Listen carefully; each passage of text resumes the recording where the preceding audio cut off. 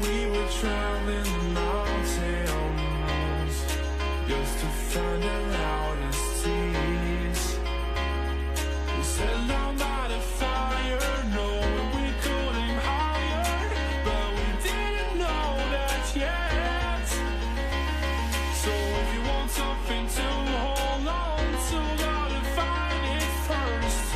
But here I am, 'cause I've been laying under palm trees, waiting for the summer, knowing there's nowhere to go.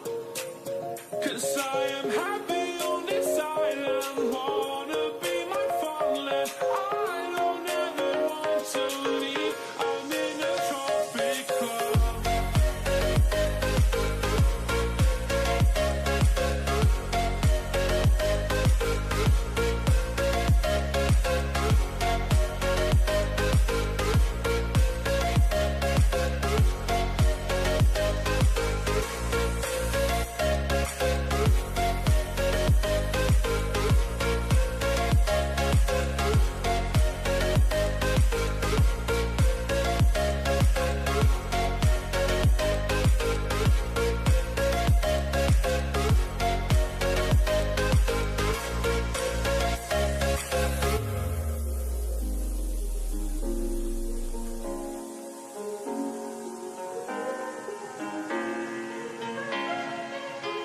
I remember the ocean, memories die out too hard. But we were traveling the mountains just to find the loudest tears. We sat down by the fire, knowing we could aim higher, but we didn't know that yet. So if you want something to hold on to, gotta find it first. But here I am, 'cause I've been laying under palm trees, waiting for the summer, knowing there's nowhere to go. 'Cause I am happy on this island, wanna be my farmland. I don't ever want to leave, I'm in a tropic club.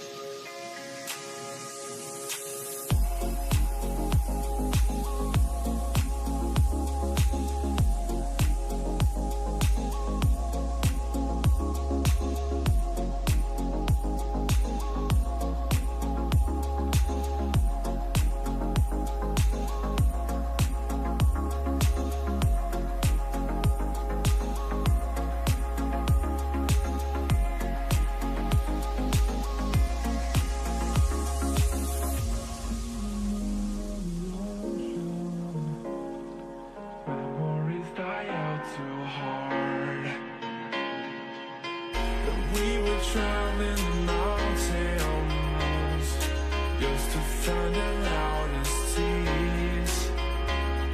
We said down by the fire, knowing we could aim higher, but we didn't know that yet.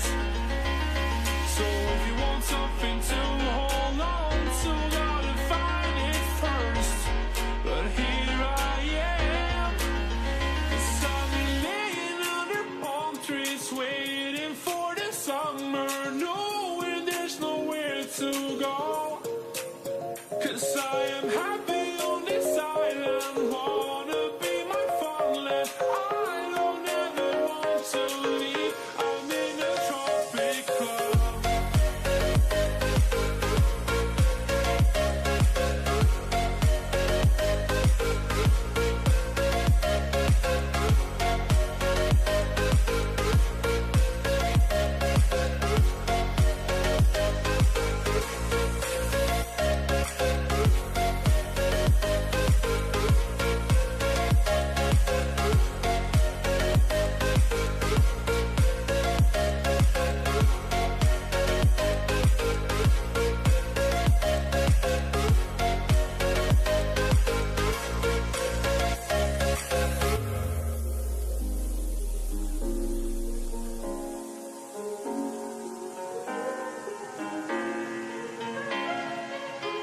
I remember the ocean, memories die out too hard. But we were traveling the mountains just to find the loudest tears. We sat down by the fire, knowing we could aim higher, but we didn't know that yet. So Hello, ladies and gentlemen, boys and girls of all ages. Welcome to the Battleknights Project India Season 1. We are already in the quarterfinals phase, so it's going to be best of 3 from both sides. I'm your caster, Linwell, and joining alongside me is none other than enquiry. Take it away, my dude. What's going on? I am enquiry, back and better than ever. It's been a little bit of time, but I'm right on time as the intensity is starting to pick up. Like you said, heading into those quarterfinals, it's the top 8, right, for day 16 of Battleknights India Project Season 1. And not only is it that going on, but this is the first day of best of 3. So now we're going to get to see these teams in a little bit longer of these series and see where the mental strength and capacity is of these such well-deserved competitors. Indeed, indeed. But before going through that phase, we'll have to introduce the teams that we have. We have Team QRT on the blue side and ABM on the red side. So we've seen them play really a lot of games, and they've shined through a lot in the draft phase as well as the gameplay. But we'll only have to see how both of them face off against each other. This is the first time they're going to go against each other in this tournament. So without further ado, let's move on to the draft phase. I definitely can't wait. I'm absolutely excited. You know, before we got started jumping into the match between these two teams, I had to go do my due diligence, right? I had to go look at these drafts like you're talking about, we're about to head into. And man, talk about polar opposites. These teams, especially when you start out with QRT, man, yesterday pulled out some very strong pickoff, right? Very strong, sustainable lineup with the Uranus and the Faramis. And then they went ahead and supplemented that with things like the Carry, the Boxia, and Franco. So some really solid initiators, it seems like, from them. But they also like to double down on, if this goes the distance, we can match it with some other picks that we have. So I'm excited to see what they bring today up against Team ABM here. Yeah, and ABM, on the other hand, has a lot of good individual plays with their assassin junglers or even pickoffs from the roamer. And I was just about to mention the Kadita, but she got banned off early phase from QRT. They did their research here coming into the quarterfinals, and might see ABM also do the same here and ban off some priority picks from side of QRT. Yeah, it's actually funny that you mentioned the Kadita, because even yesterday, ABM, the Kadita was the first ban from the opposing side. So 2 days in a row, they're not getting to touch that Kadita. So definitely something that these teams don't, like you said, have been doing their research.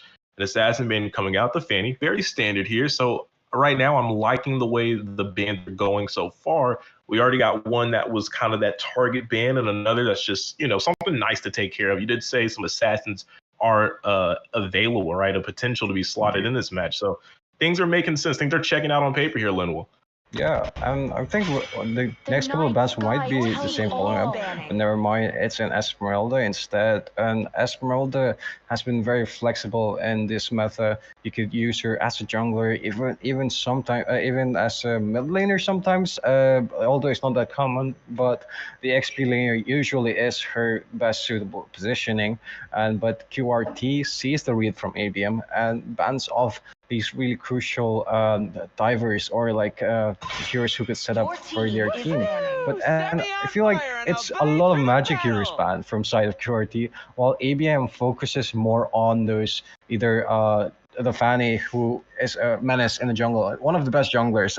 You could even argue one of the best. And alongside that, the export. Quirky, how do you feel like this export has been facing off this meta? You should.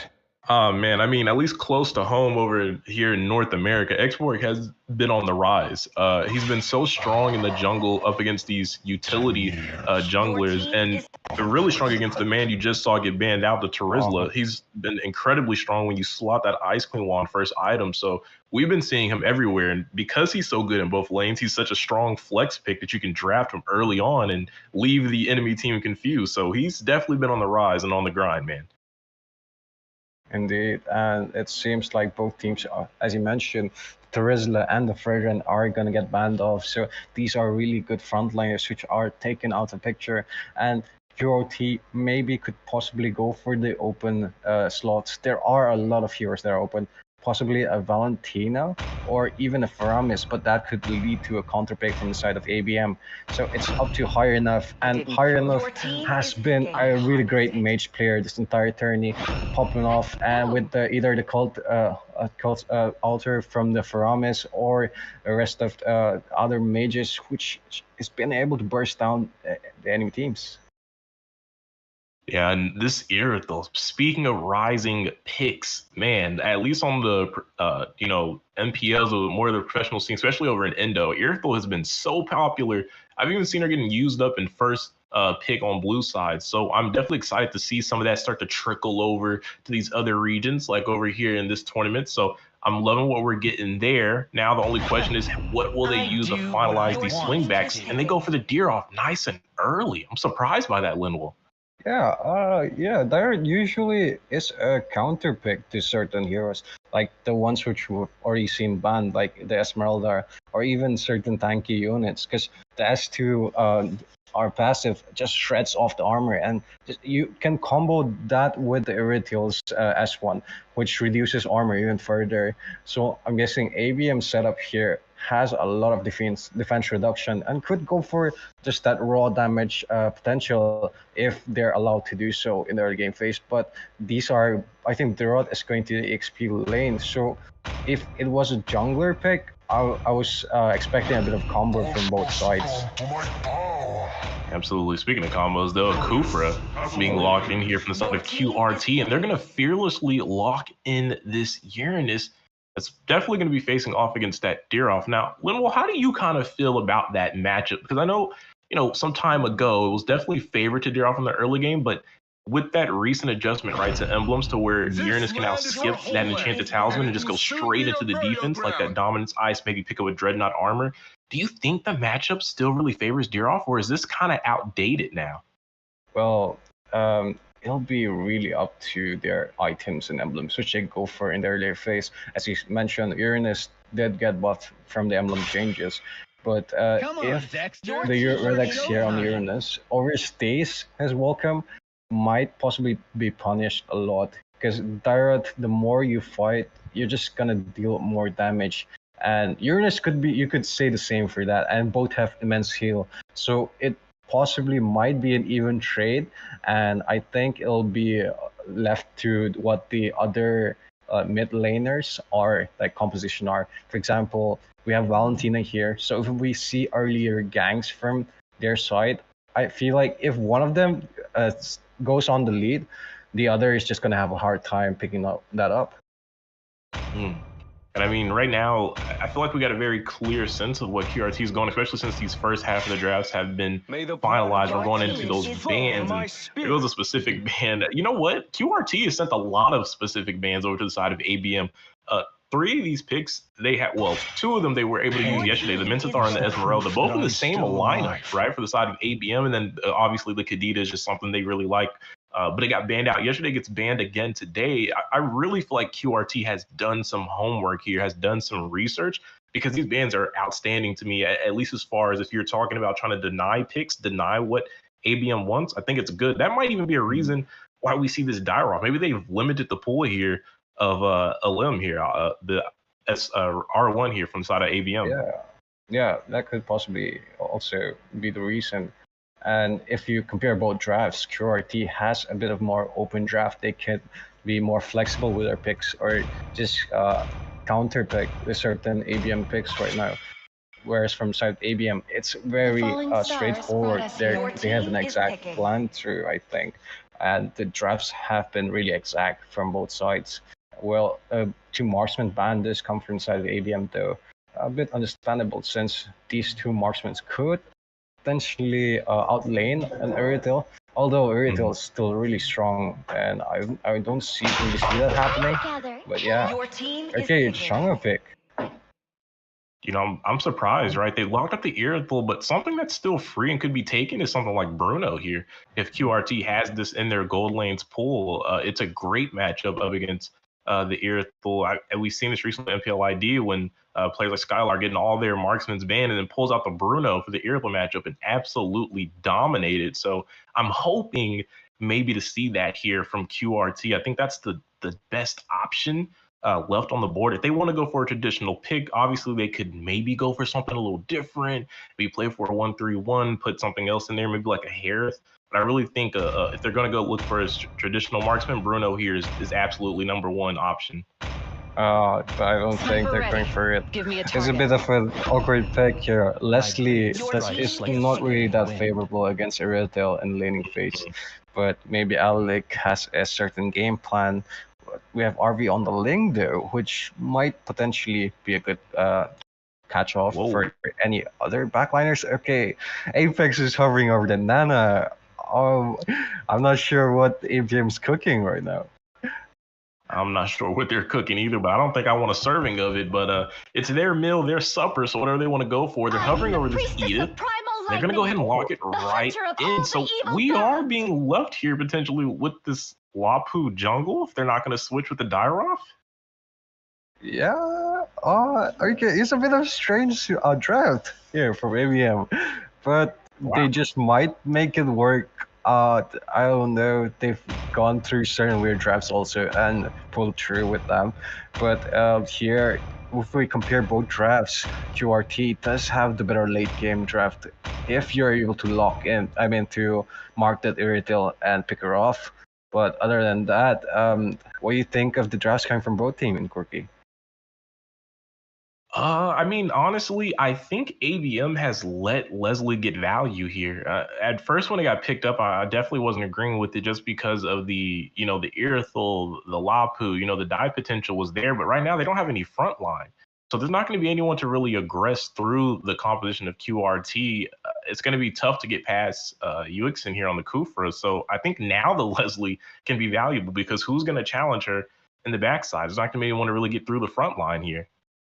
Yeah, and she does have that flicker also. So, and there's a Lapu jungle, so a flicker ultimate place that could possibly catch them off guard. Maybe on the Dairoth with his ultimate, but I'm not certain. But as we wait for the drafts, guys, don't forget this tournament is managed by Mayur Esports, brought to you by Battleknights Esports and powered by Mobile Science. And it's streamed none other than the great Bat Tanker PT. And yeah, we're watching all of this live. And as we move on to the Land of Dawn here, both teams marching down their lanes. I think we might see a standard 2-1 draft from both teams to funnel that sort of low to on all heroes. That's right. We could see the standard rotations, but before we get into that, the standard introduction. It's day 16, kicking off top 8, best of 3 in between Team ABM and Team QRT. One of these two teams will get to strike first, and I can't wait to see how that progresses here, Linwolf. Indeed.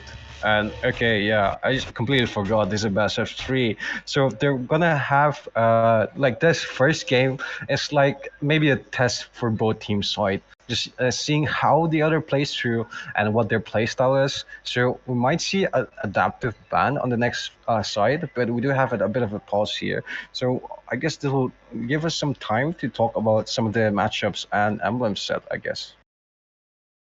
We definitely can have some time to go ahead and do that. Now, talking about this testing things out, I'm not sure if it's maybe the best call to do so, just because, you know, if you lose this, you're at match point, or the opposing team's at match point. So I'm not sure how much they want to go ahead and test the waters with, but looking at these emblems so far, looking at the spells, nothing looks too crazy. Maybe the quantum charge here on the Dairoff, that's a little different. No one really plays that, at least on the higher level. So that stands out a little bit to me. But besides that, I think everything's pretty black and gray here. Yeah, maybe the quantum charge is there for catching the Uranus, but either way, I think it's a bit weird, as you mentioned. But we do have, I think, from the side of QRT, they do have the better early game lineup. No, at least until the side of ABM gets their level fours. The comms looking pretty strong for inside. I don't know. I mean, maybe I think actually ABM. I think ABM actually has this better in this early game. I think they just once they get their level fours, especially with someone like Apex on this Edith, when that first turtle comes up, right? They have some good counter engage potential when UXN tries to look for the engage with a Tyrant's Rage and Revenge combo.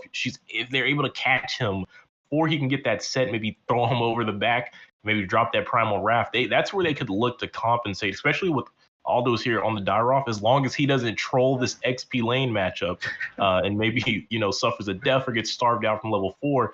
I think that's where they're going to be at their strongest. That first turtle is going to decide how this game goes for ABM. If they can win it, they can look to capitalize and kind of play through the mid game. But if not, I think it's going to be a very slow death up against the scaling lineup from QRT here. Indeed, lastly, the Lang, I guess that has the stronger late game lineup. Yep, indeed. But okay, I don't know really what's there to talk about much, because both teams are just waiting here. And okay, speaking of that, you mentioned Irrital being really popular in the Indonesian scene. So how have I've seen the gameplay of her in EU and in Indian servers, but I feel like most teams neglect in building her set items. Like they don't really have a good idea of what to do. What do you feel like is the correct way?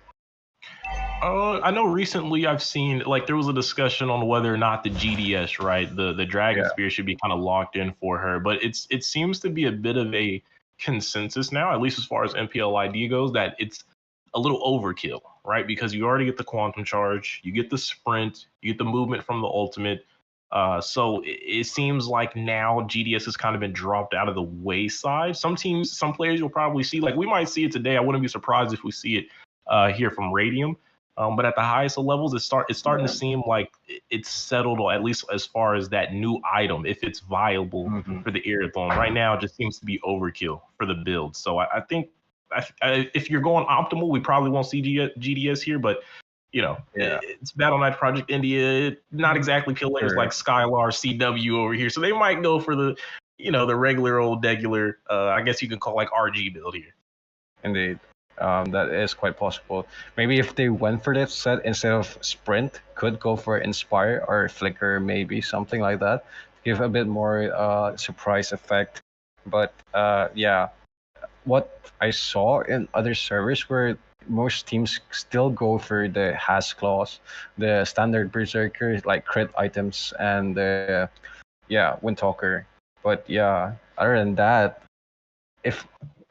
as you said, the Great Dragon Spear might be overkill on that. So the builds are a bit weird early on since area is still pretty new right now. I think it's only been a couple of days or weeks. I might be wrong, but yeah. Other than that, I think because of the crit item changes, that's why we've been seeing a bit of rise of Bruno also. Because Bruno Yeah. also utilizes those items. That's I think as you mentioned, Bruno could be is a great counter to Irrital, and if utilized where both teams, I mean most teams could be able to pull off them. I'm guessing. Yeah, I mean, I was really surprised that we didn't get to see that in this game. But like I said, based off the way the draft wrapped up for ABM, I think it allows this Leslie pick to gain value. Speaking of gaining value, though, since we're still here on the pause, we can kind of further break down these compositions here. And I have to point out something that really, really is kind of irking me here from ABM's draft. Not so much that they allowed the Leslie to gain value, but they don't have a lot of pick right now. There's not a lot of single target CC, and I think especially as this game progresses, QRT can look to go ahead and make this a 1-3-1. They could look to split this up and let the Uranus and the Ling play these side lanes aggressively because there's really no one to challenge them.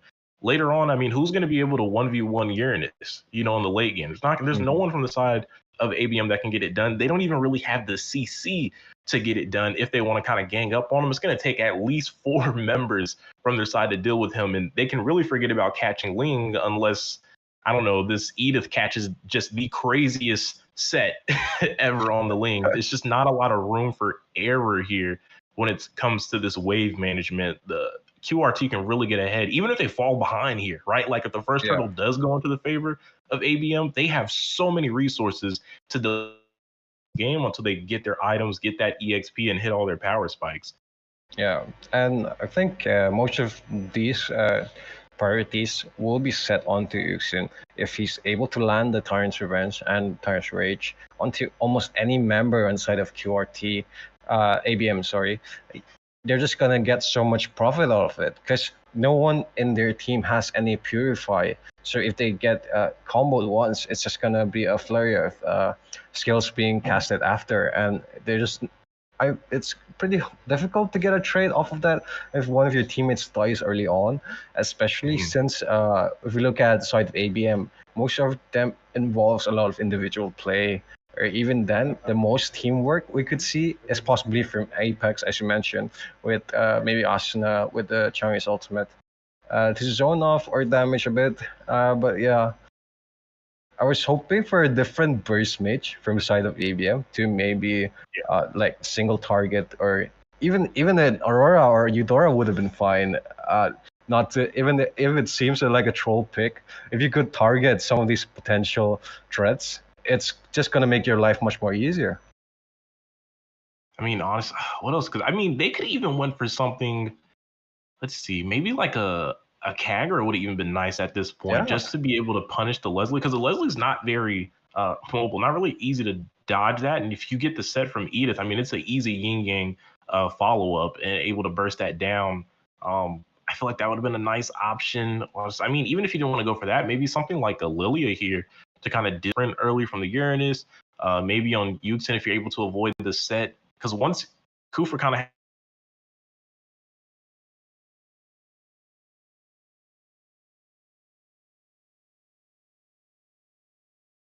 I like poke picks in the mid lane, but you also have to realize with something like Ling, something like Valentina, there's a bit of mobility there that makes it hard to land those skill shots.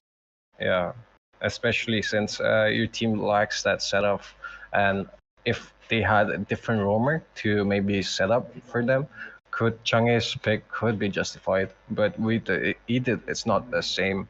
She's more of a disengaged hero, which people pick rather in the EXP lane with an Inspire to counter some tanky lineups. Because I've seen her shred a lot of tanky heroes. Even Teresa sometimes if overextended their boundaries. But yeah, I'm thinking like QRT has the advantage for this for this early game phase. No, mid game phase. Early game though, yeah, as you mentioned, after ABM gets their level 4, there's gonna be power spike after power spike because Lapu with the ultimate, Chang'e with the ultimate, And then Edith here with her ultimate also could possibly be a huge steal.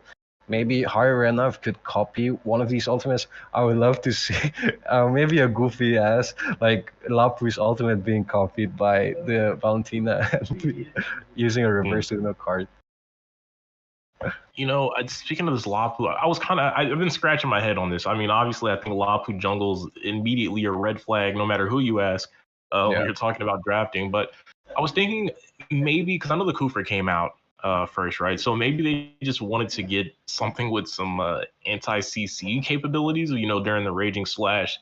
Lapu can't exactly be CC'd, but would something like a Martis not have been able to get the same job done and provide more of the early pressure, which is what it seems like they wanted to go for, like, you know, kind of walk around with that decimation and the CC immunity at the same time with the mortal coils.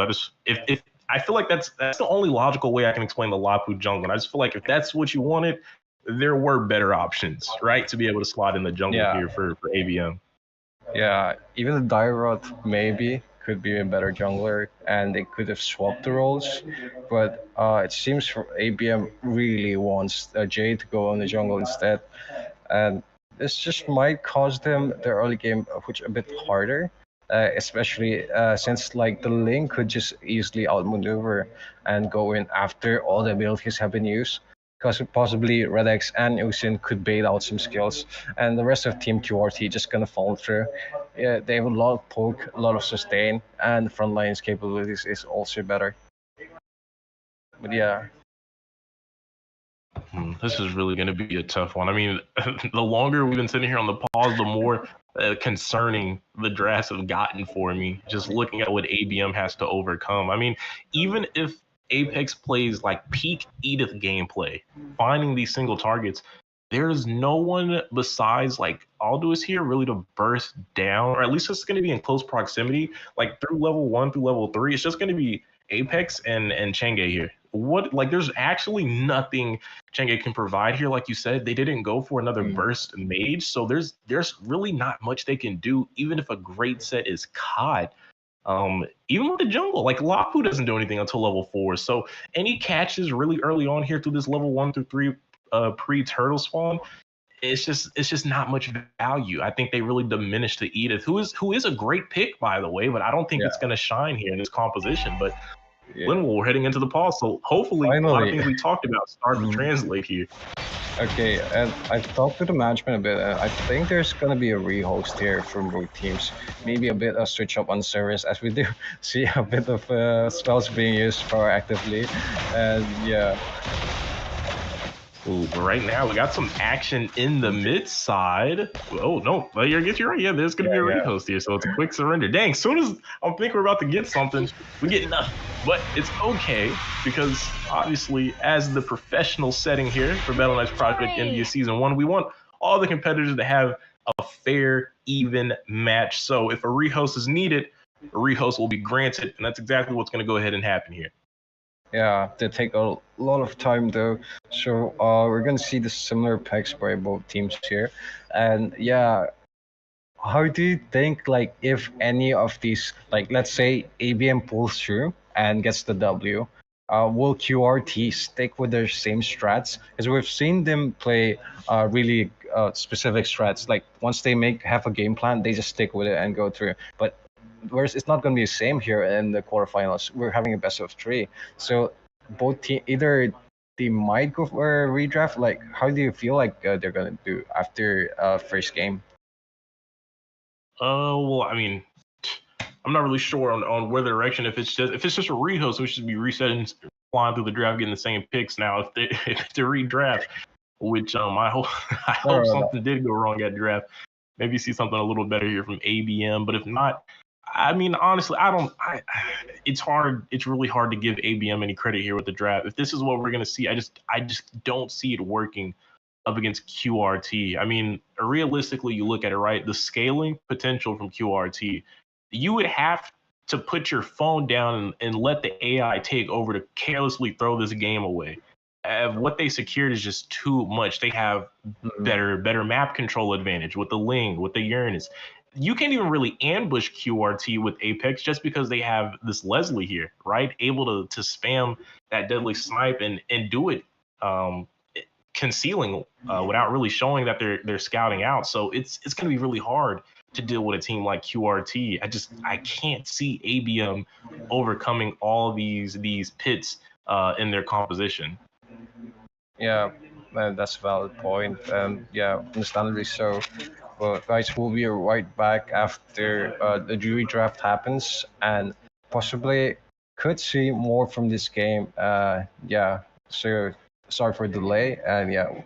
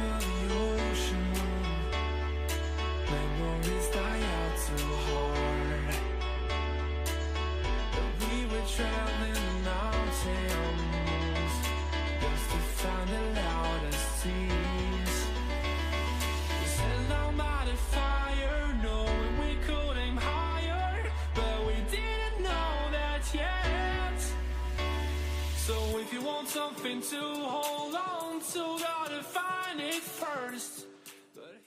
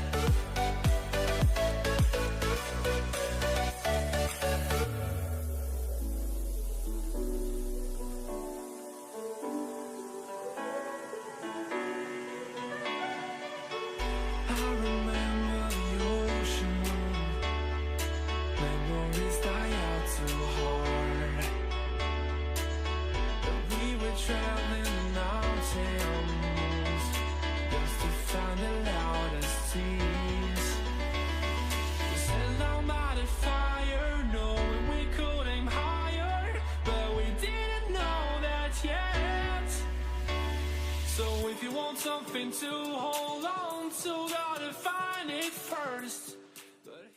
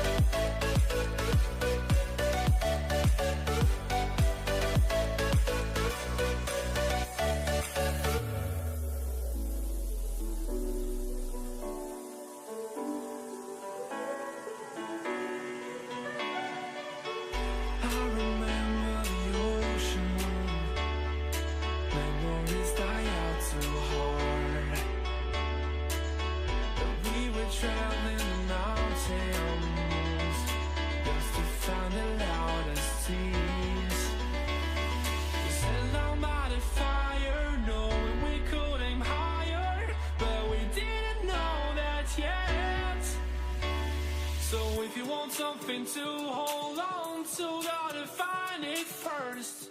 But here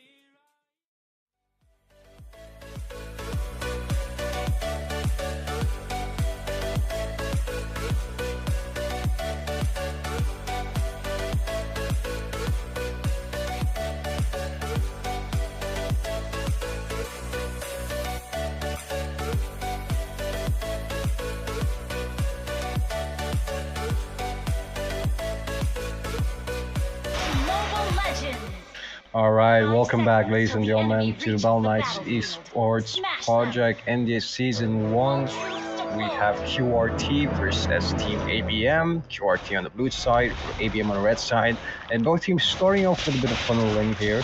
Strat onto red from QRT, while ABM goes for the blue strat instead. I might see a bit of aggression on Lethal, or either a fast jungle from both sides. You know, something that's kind of standing out to me, I know people are probably terrified of hearing anything more about draft talk, man, but not to know, QRT is back in the comfort. I mean, yesterday they kind of ran the same thing where they had like the pick off and sustain. Well, here in the pick off, they got the Leslie, they got the Lane, they got the Cooper, and then you got Uranus here for that sustainability. And same with the Valentina, who has a good amount of region as well. So I feel like they're right back in their groove, and ABM is going to have to find a way to stop that. And it might be hard because obviously QRT wasn't stopped yesterday or the day before. They wouldn't be here right now. But look at this, a set right here. Will there be any follow-up onto Apex? Actually, QRT's jungler will step up, but not enough damage right now. Back to peaceful farming, Linwell. Yeah, everything's just like poking each other off, and maybe could start off a potential pick-off in the early phase. I see Irritated recalling a bit early here. Gonna miss a bit of minions, I believe so. If done that, but the rest of Team ABM here still playing passively, looking for that opening, looking for the setup. As you mentioned, like Team ABM does have a lack of bit of initiate, so we'll be focused a lot on this Lapu Lapu. Ooh. Speaking of, Lapu Lapu enters into the Bravest Fighter stance, wants to go for the Raging Slash, but some good disengage from UX and able to retreat. So now they'll be missing an ultimate here, especially with this turtle coming up. That might be huge for QRT to capitalize on here. Indeed, and the rest of QRT will be positioned for this turtle. I guess higher enough does get her level 4, so this is going to be a bit of a positive side here. But the rest of ABM here is going on turret here with S2. And Allen right now using that Abysmal Strike, but he's going to be taken out for the first blood. Tim's Blade will drop down, knocks up Apex. He's going to wisely go ahead and back off. Only 3 members around. And again, Jay has called in that Brave Fighter stand so early. He's not going to have the Raging Slash. He is going to use it onto Uxin, though. He wants to kill. Looking for the thrill of this right now. And Asuna will take him down with the shower. Over the backpack slinger from Edith. And Apex goes in for the Primal Wrath. But while that's happening, Turtle gets secure. But Apex will trade it right back out. RV is going to fall. Jay in a bit of a 1v1 here. Him and Uranus going at it. Brave Fighter stance entered in again. This is the 3rd time he's ulted in the last minute. The flicker goes out, but it's not going to do too much. I don't believe Aldo should be able to close the gap. He actually attacked the orange creep, but there he goes. Able to go ahead and pick up the kill there. And right now it's a bloodbath, and this is exactly what ABM needs. Uxin is in trouble, and he doesn't have the flicker to escape, but he might be able to get away. No, he's running into the rest of the members, and another flicker play from Apex. ABM, who will shut them down, Linwell? It's 5-1, and they are asserting dominance right now. Indeed. Yeah, I was a bit sketchy here with the Edith pick from Apex, but they've just been able to pull it off, and the aggression has just been uncomparable. You know, the damage could not be soaked in by the frontliners. Cooper getting punished a lot since not having that level 4 yet, and after he got that already, they already lost the edge here, but he is charging Tyrant's Revenge. He is, goes into the bush, doesn't find anyone. Apex not able to find one either, doesn't have much to escape, gets caught the arcane step for the Terrify. But man, this is exactly what we were talking about, Linwell, during some of that draft analysis, is that level 1 through 3 in this early game to the mid game, this is where ABM has to put their foot on the pedal, and they can't let down. And right now they're doing a great job of it. Speaking of Abysmal Strike, almost able to pick up the kill. Brave Fighter stance entered in, but he's going to be caught by the Tyrant's Rage. And then the return Abysmal Strike from the Valentina, but Jay will take down RV. Aldo is thirsting underneath the tower, will pick up the 2nd kill, and no one has fallen from the side of ABM. So it's a 2-for-0, and they might be able to pick up this mid tower as well. No one able to stop them. UXN charging up for another jump, but he's not going to be able to help anyone right now. This hole up, heavy crossbow comes out. The Earthles came to play, joining into the team fight, not able to pick up the kill. And right now, chaos has descended upon the land of Dawn, Linwell. This is ABM at their best with this composition right now. Indeed, they've been managed to winning all those fights here. The question has been insane here. Are we trying to snipe off that blue buff, but won't be able to use the retribution? Oh no, never mind. Okay, reach the calling and backs off. The pressure on the top lane though. Alec will be in a bit of trouble here.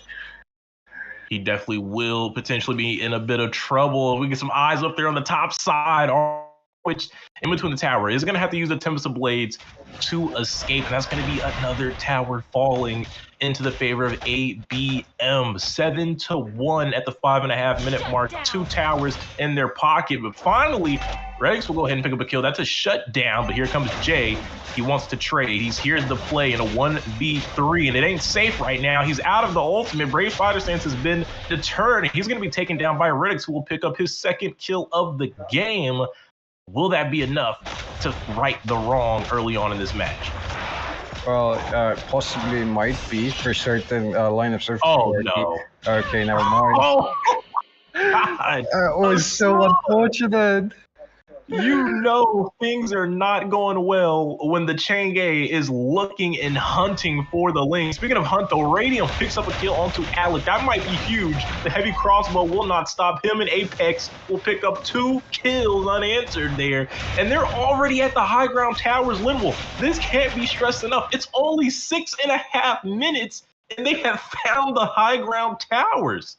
Yeah, we were talking about a bit about the mid to late game phase where ABM's gonna struggle a bit, but it's not even that phase, as the early game has been dominated so much by TEAMQRT not having that space to breathe, even farms being stolen, retributions also being denied, and we have Ling here who's forced to use the ultimate to get away just to play a bit safe, and Lapu is just gonna increase the gap as he takes the turtle, giving gold and shield to the rest of this team. And speaking of a bit of the items set, we have ABM here already completing 2 items for almost every hero. Uritil has Claws, and Berserker is just gonna do so much more damage combined with the rest of his team comp. And it's QRT just not having any space to breathe. As mentioned, they're just forced to stay in their inhibitors. I mean, and we talked about it, right? That they were going to have to catch the early game aggression and be able to snowball this. But I had no idea that Team ABM had this level of execution. That's a high ground tower down at the 7-minute mark, and they're going to go in for the fight. UXN trying to go for the set. It's a good flicker play, but there's no wall there, and the re-engage comes out. Abysmal Strike from Aldous will pick up the first kill onto RB, his 5th death of the game. And they look poised and ready to end it right here and right now. They have a 5v4 advantage. UXN jumps down, but misses the mark. Asuna targeting the back line with the Meteor Shower. Here comes the minion wave. They're trying to get the cannon in. Apex trying to keep him away. All do is picks up the kill onto Uranus. It's back to a 5v4, but a stun from Lapu. Lapu almost picking up the kill. They're target locking onto the base, but the cannon minion is gone. Don't have anything else to push down with, but they're looking like maybe they want to go for the mid, but no, they're going to back away wisely here. They don't want to greet it and throw the game away. Yeah, and wonderfully played also. Really good ultimates being used. Wonderful pick off there by the Edith. I was surprised. Most teams don't really know how to play the Flicker S1, but we've just seen completely great sets by Apex on the Edith. It's just, landing it onto 1-2 targets and setting up so well, especially canceling out the Kufa's SQ and denying a lot of vision. But we have Kufa here dying with the Timer's Rage. No, and it's not going to miss the mark, man. This is what we're talking about, that re-engage potential from Apex on this Edith, able to catch him looking for the set and quickly burst him out. This could be GG's here, Linwell. It's a 5v3. They were already at a disadvantage in the 5v5, and right now you can see they're trying to brute force their way to end this game. Abysmal Strike will miss the mark, but Apex will find the kill on the high, and there it goes. Game 1, beating the odds. ABM will take down QRT to kick off this best of 3. Okay. That was so fast. I guess ABM tried to make up for the loss in time, which we had to wait for in the past, and they just finished the game so fast. I think that was under 10 minutes. It's 9:11 second Jeez. minutes. Yeah, Okay, the second yeah. biggest disaster in my lifetime. If you know, you know. Yeah, if you know, you know, guys. If you know, you know. But yeah, maybe talk a bit of the item set and maybe the stats here. Asuna getting that MVP, the Shanghe, the one hero we mentioned in our discussion for analysis, where we feel like the Shanghe was not the really best pick and could possibly be punished a lot, but Asuna just proves this wrong and securing the MVP, dealing the most damage in his team, 26% with 40k, especially in a game that's under 10 minutes. ABM just bring it through home ground and just finishing off the game so early. And you know, I really feel like QRT just got hit by like a sucker punch. Like they just didn't see it coming. I didn't even see it coming. I don't think it was like the composition wasn't that crazy. I feel like they could have beat this out. I just think they just were so caught off guard. They were just dazed at what ABM did, and they were just never able to mentally, maybe even emotionally recover to what occurred after the first invade. Indeed. But that'll be all for the first game here. Could talk a bit about the stats, but I think ABM did the talking with their actions, and that's all we could see. So we'll see what both teams have to offer from the second game. Will QRT be able to draft and possibly outwin the matchups? And there's team fights here. Stay tuned.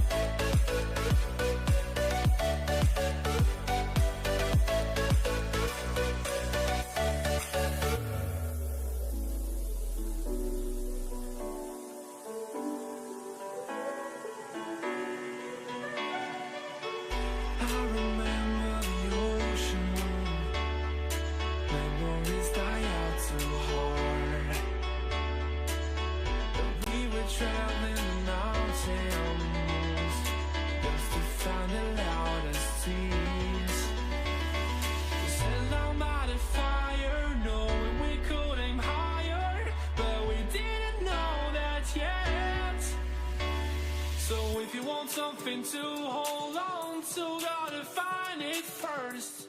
But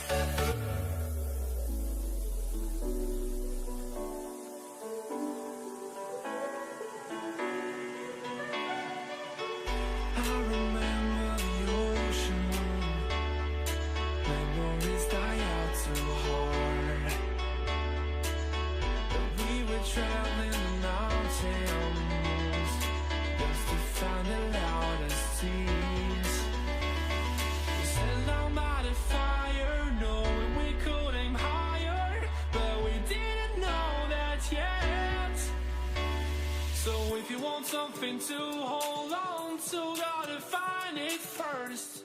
But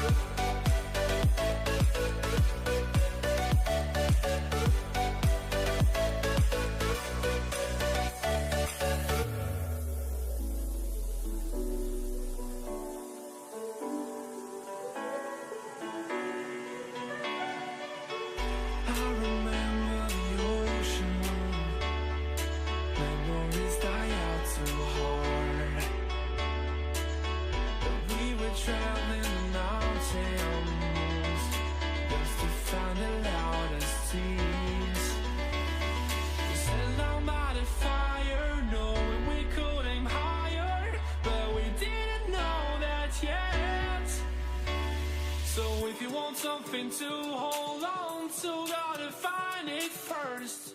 But here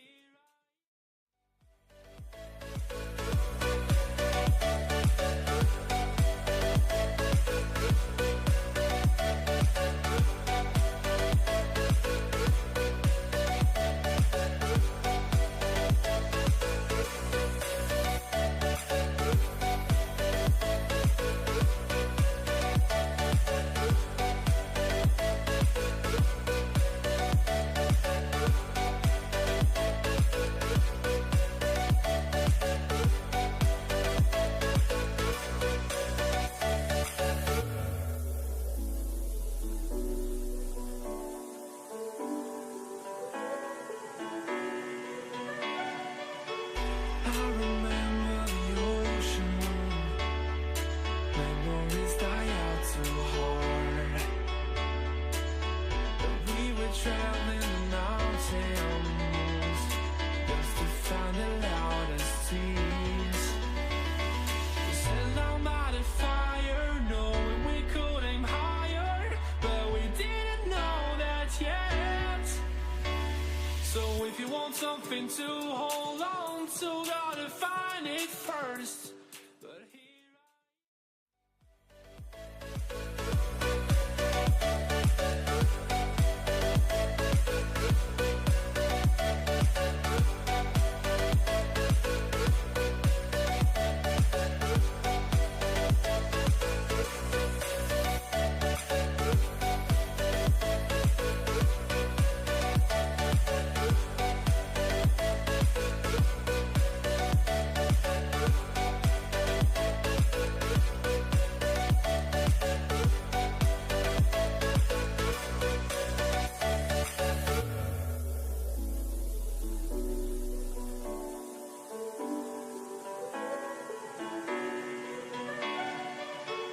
I remember the ocean, memories die out too hard.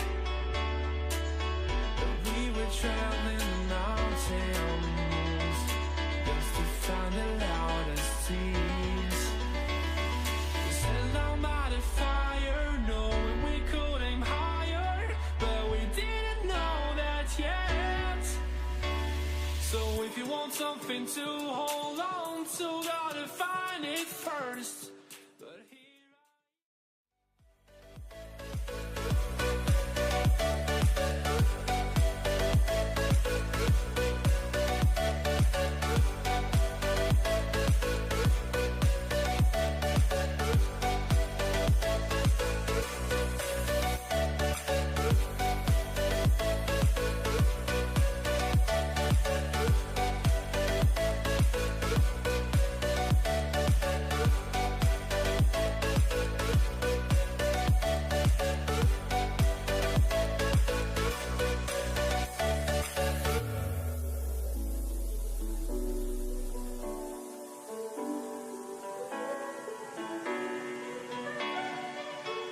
I remember the ocean, memories die out too hard. But we were traveling the mountains just to find the loudest seas. We set down by the fire, knowing we could aim higher, but we didn't know that yet. So if you want something to hold on to, gotta find it first. But here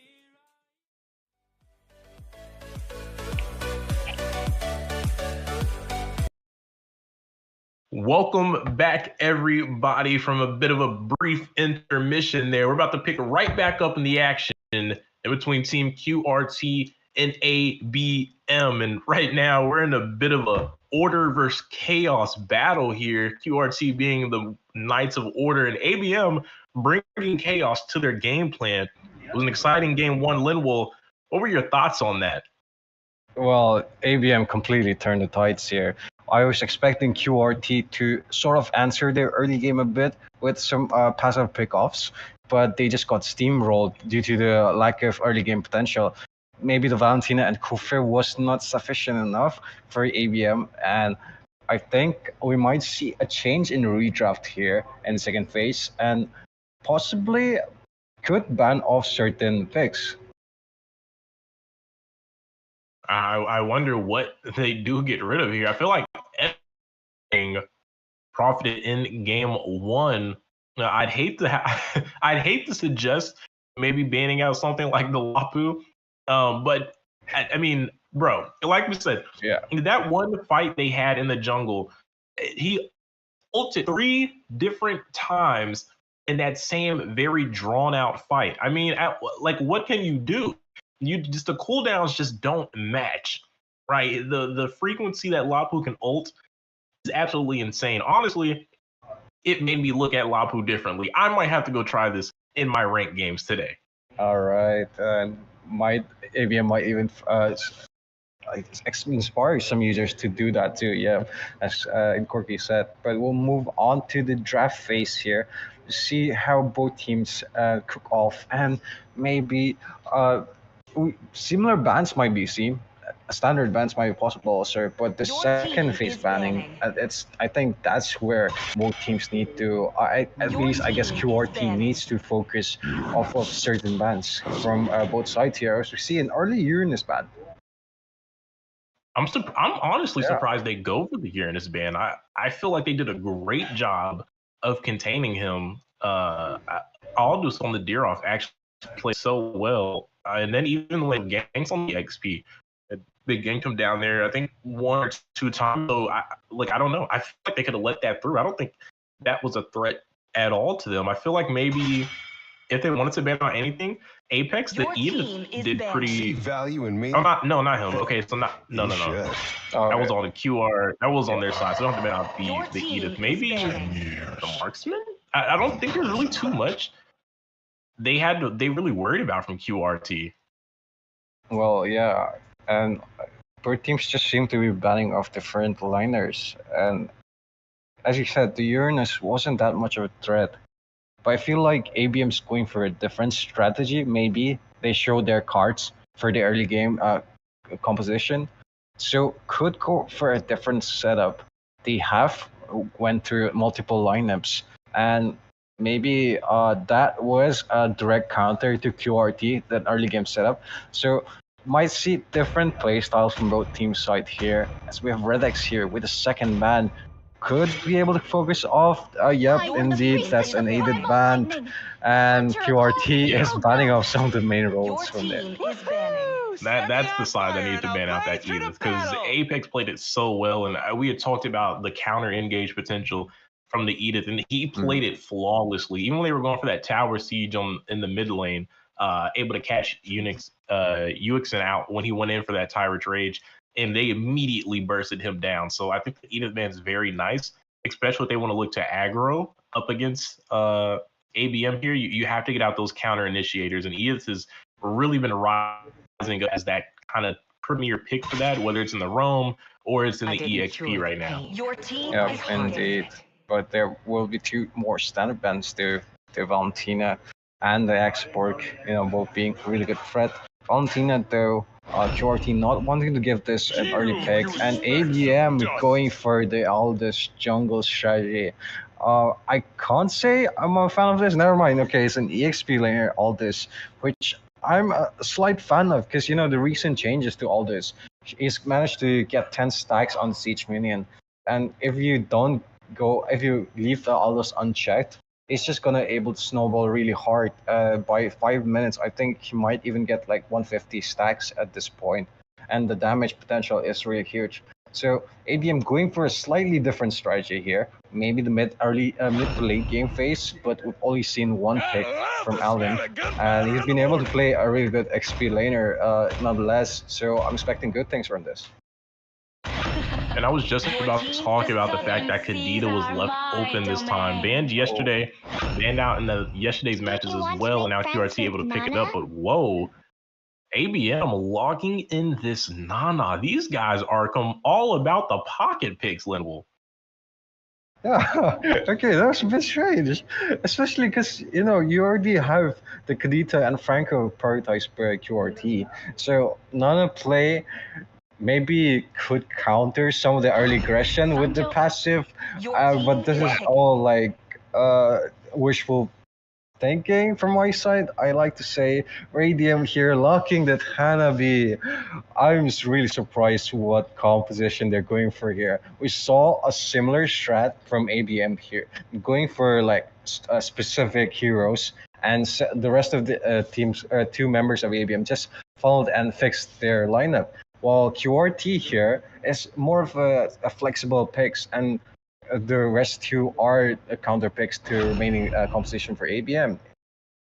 Need some stitches? This is man, this is getting uncomfortable for me even to kind of look at and break down. I guess maybe if you want to add a little bit of reason to the madness here, I mean the Nana, right? Really good with the Molina for those engages. I feel like you can maybe catch Renov here going in because you know she's very slow casting. There's a lot of backswing on the skills from Kadita.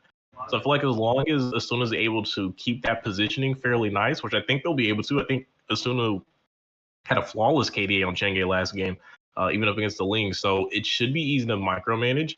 Only they can have that Molina place down near around where Kadita wants to kind of dive in. I think it's an easy transformation. And on top of that, even if they mess that up, the failsafe and Hanabi, it's going to be almost impossible for QRT to get some reliable CC down on Radium here because of that Mox passive there. Yeah, and they do have that consistent damage from mid to late game phase. Rest of team ABM will be able to get the power spike after getting some items. And for case of Aldis, stacks and QRT does have that disengage, really good CC. And I'm thinking here it could be anyone's game, though ABM did prove us wrong in the previous game with their aggression and their capabilities. The individual play was very high, but we do see two more bans here coming from both teams. Mincetar and a Hayabusa ban, which is slightly reasonable since Hayabusa has really good pickup potential and just able to zone off, even bait certain skills. And Mincetar, on the other hand, has a really good disengage. And ABM was known for their disengage from the previous game. And even you could say a lot about both teams. Sir, what's your command? Your team is picking. Yeah, you know, and right now I see QR2 banning out the Kufra. I don't even think it's a valid ban right now. Like if you're looking at what ABM has banned out, they banned the Fanny and the Kufra. I don't think, or not the Fanny and the Kufra, the Fanny and Hayabusa. I don't think they had any intentions of taking kind of that single target roam or something with good pickoff to catch an assassin. I feel like whatever we're about to see in this position 5 for this roam, if we didn't already see it, I don't know, maybe they put a Nana in the roam, but I feel like we might see some kind of soft support here. From the side of ABM if they're banning all these assassins. Yeah, because they're already able to sustain a lot. And Arsenal just might be able to, you know, with the flame shot play, could start off some disengage capabilities. Red X does lock in the Lapu Lapu though. It's really strong picks coming from QRT. And we have a Hanzo, ladies and gentlemen, by Jay here. Jay, an exceptional, really good jungler. Locks in that Hanzo will be struggling a bit for keeping his body safe, but I guess that's what the Nana is for, to use the Molina for scouting certain positions or maybe just a fallback safe plan. Kind of what I was calling is right. They are going for a soft support in Apex's Navarius. So there goes the logic behind those assassin bans there. Didn't want anything to kind of disrupt it. Even for Jay as well, who's going to be kind of in prime positioning for an assassin since most of the game is going to be stationary, at least his physical body, while the Shadow's kind of running off doing its own thing. So right now, I feel like they're in a really good standing because who's going to be able to hone in on Jay right now? And aside from that, who is going to be able to burst down that shield from Radium, even outside of the original shield, the Aegis on top of that? Man, it's going to be hard for QRT to go ahead and make something happen, and they're really looking for a kill combo, and I don't think they'll be able to pull it off. And it have to be a really good jungler coming from RV here, because look at the composition for right now. If QRT uses all their resources for, let's say, Radium, the rest of ABM is just gonna follow up and funnel through, and you know, just burst them down. If you expend the Bloody Hunt for all this, Nana could pop off an ultimate. Even if you try to push in, maybe Radium with the ultimate could set off. But we have RV here on the Ling, which is a decent pick against a Hanzo. But, you know, Aldous and plus us plus Nana here is slightly of a counter for that, and I'm not sure if that's a comfort pick or a counter pick coming from RB. Yeah, I mean, this Aldous is really a red flag for me against this Ling. I'm not sure Yeah. if it'll be able to profit. Even if, like last time we talked about the split push potential, I mean, they have Hanzo, who can also match the split push potential of this Ling and can do it quite safely, mind you, doing all the pushing with the shadow, Turret taking with the shadows. So it's a bit of a it seems like, as odd as it seems, this looks like an uphill battle for QRT up against ABM. And I have to say, man, I'm not sure if this is intentional or if they're just kind of, having fun here in this best of 3, but it checks out. And that's the scary part. This actually makes sense. Yeah, a really smart draft there. I'm guessing that's for a counter to a Franco composition. This is looking really good from that set. But one thing I want to point out is that Hanzo is going for the tank emblem with the rest of the tenacity and quantum charge for that movement speed burst. But yeah, I possibly could see a tank Hanzo, which I'm a bit surprised as I guess it's understandably so, since the rest of the team, ABM, does have the damage to back it off. And we might see a bit of funneling from the strats here in the XP lane for the Aldous. That's right. And we're going to see if the chaos will prevail here, Linwolf, because, ladies and gentlemen, sweet lambs and gentle giants, we're heading into match point in between Team QRT up against Team ABM. Chaos versus order. Who will prevail here? Indeed. And here there is the aggression in the mid lane phase. Okay, for the Lito, we'll be able to see this. As you mentioned, ABM, if they secure this dub, QRT won't be going to the next round, and this will be a victory for ABM. So it's really on them to get this victory. They'll need to pull up the game and maybe possibly bring in their E-game for this match, as we see a bit of aggression on the goal lane side. Rhythm here using a bit of damage. Alec will be knocked down and forced back. The rest of Team QRT will be up here for the follow-up. And I actually liked this matchup down here in the bot side. This is so funny because I like to call Hanabi the poor man's Melissa. So seeing both, nice flame shot there from Apex to cancel out that recall. So if he actually goes for this back, he's going to miss a whole minion wave here potentially in the hands of Alex. So this could be very huge. I believe this Swedish Shadow kill coming out from the Hanzo. They're going to go ahead and look for the turret die. Franco is only level 3. Can't suppress anybody, but not really found the kill that early. High tried to find the pick off, but hang on. UXN might be in trouble. The poke is there. Apex finds the first blood. QRT, or ABM, on the board first here.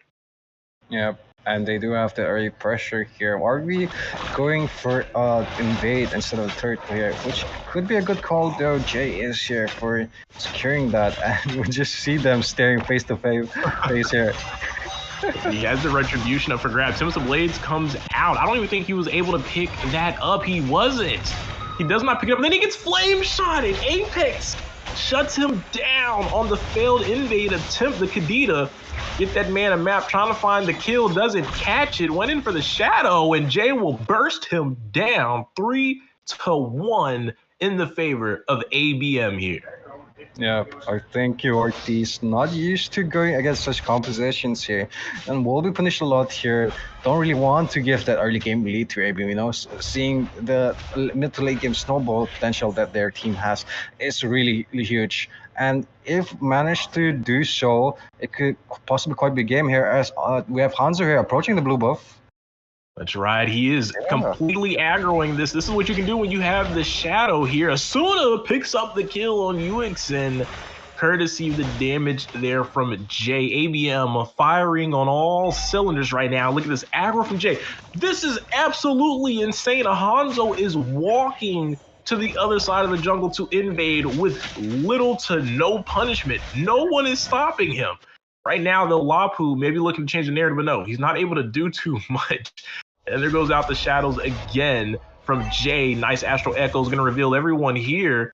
Looking to make a play. No kills just yet on the board for either team. Needs to be careful. The flicker. Iron Hook from UXN. Will they be able to shut him down? No, he's just too tanky. Pimps of Blades come out. Looking for the escape. My goodness, Apex from a different area code will take down RV for his second death in this game, Linwolf. Apex with the snipe is just insane. We did see Franco here trying to use the Bully Hunt, but predicted Asuna would use the ultimate to cancel it out.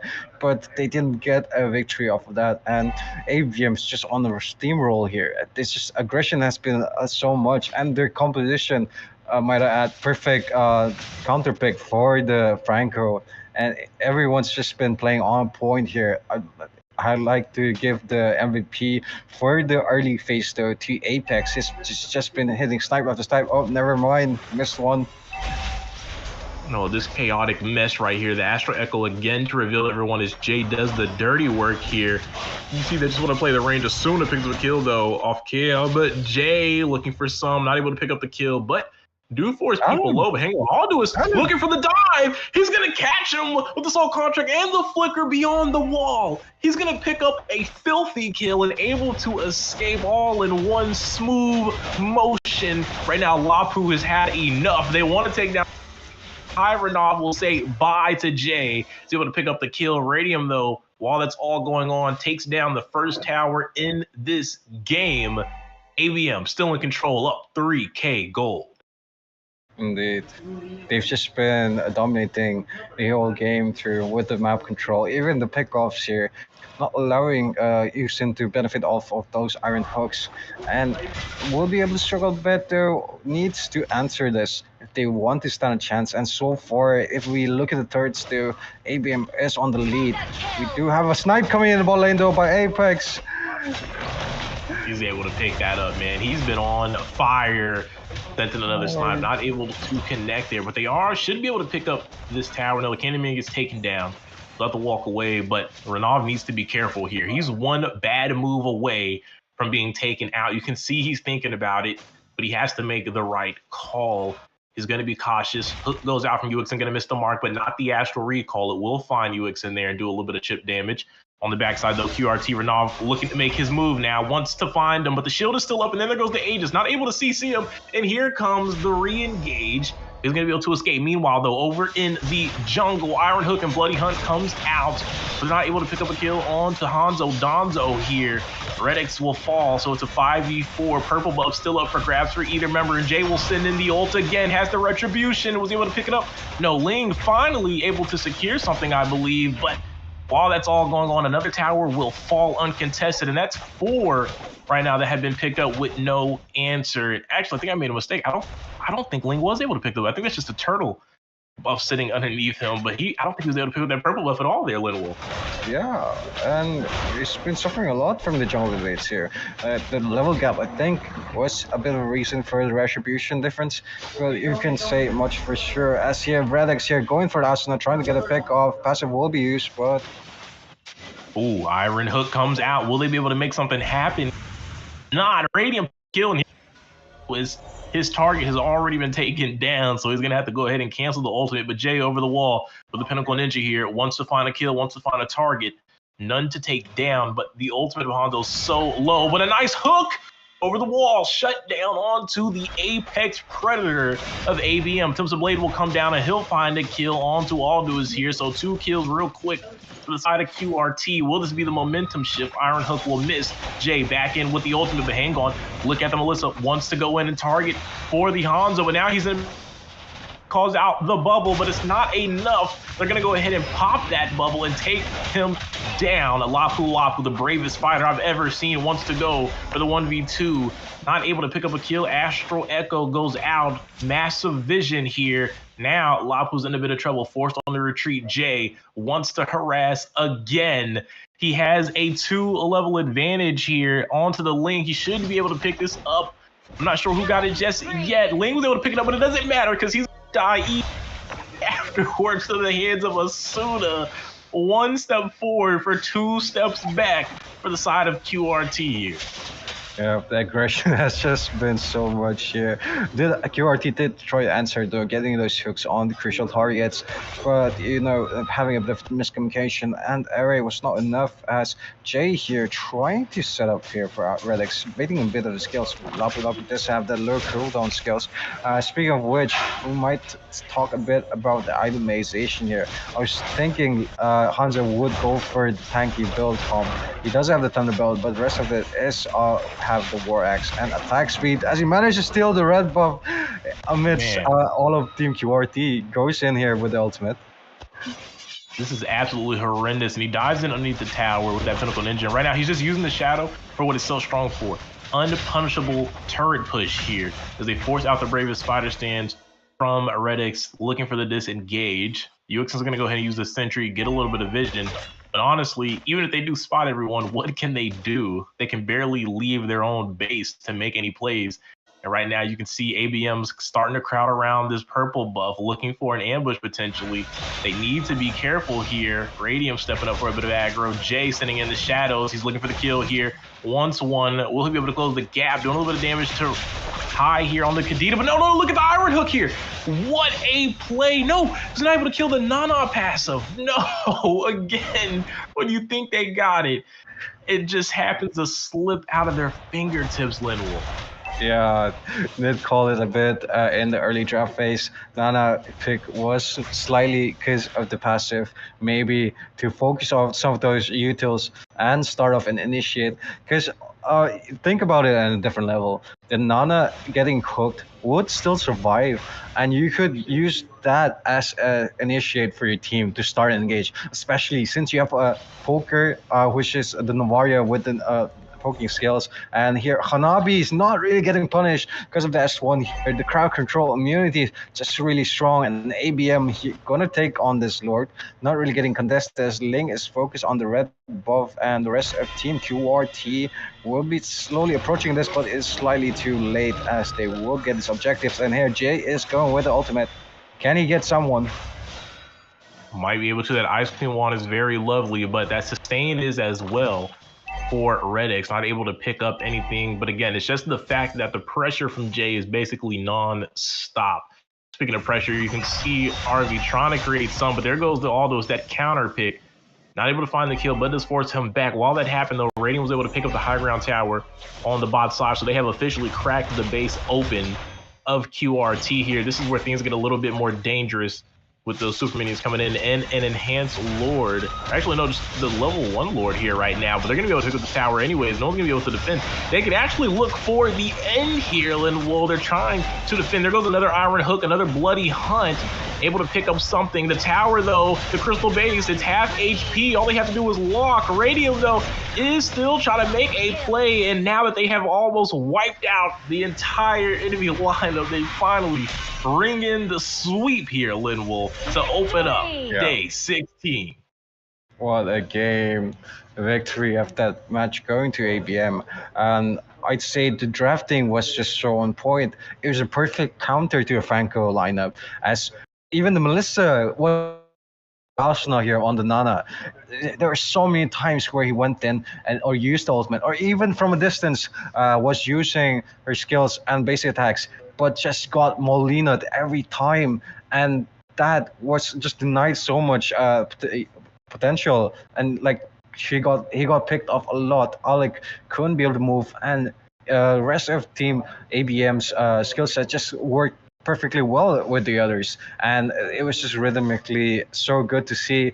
Alib here did force a bit of some flicker S1 S2 combos, couldn't pull it off since it was targeted a bit towards certain targets with immunities, the Ling and the Kadita. So I'm guessing it's a bit of battle on his part, but it didn't matter at that point because all this being a huge threat, QRT couldn't split push. If they did, they would be the chase ult would be used to target them, and RV also did try a bit, but was focused also at the end. And yeah, it was really well played by the side of ABM. Absolutely well played, man. It was a great match there, and honestly, a fun match to end off there. That's going to be the end for me on the desk, and I believe for Linwolf as well. But guys, don't worry, more action to come for the second series. And the man Kronos himself will be on the desk as well with his own partner. So stay tuned, grab your snacks, grab your drinks, kick back and relax, and just wait for some more amazing MLBB action. See you soon.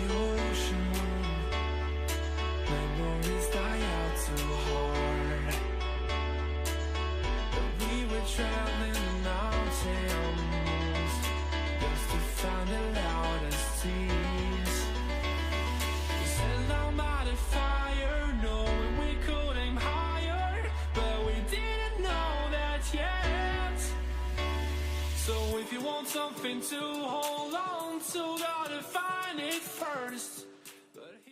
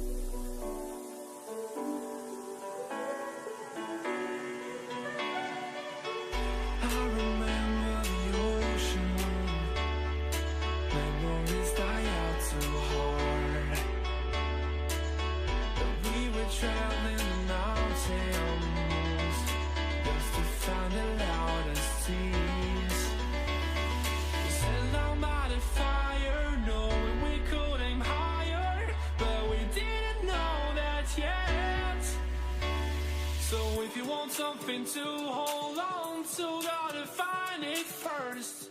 But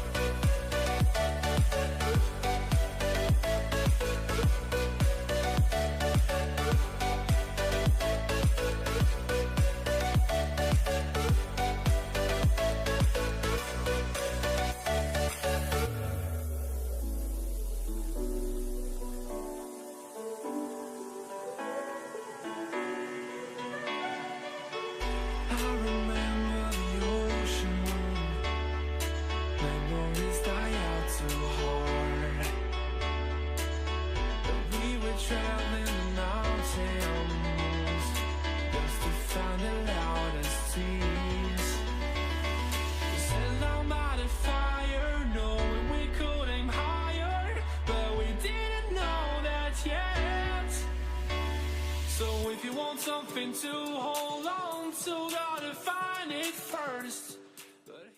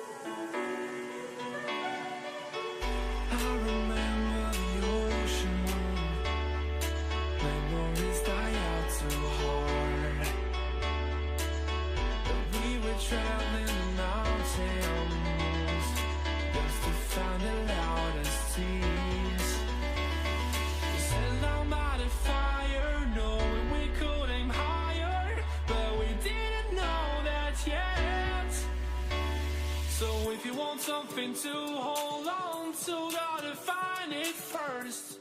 But here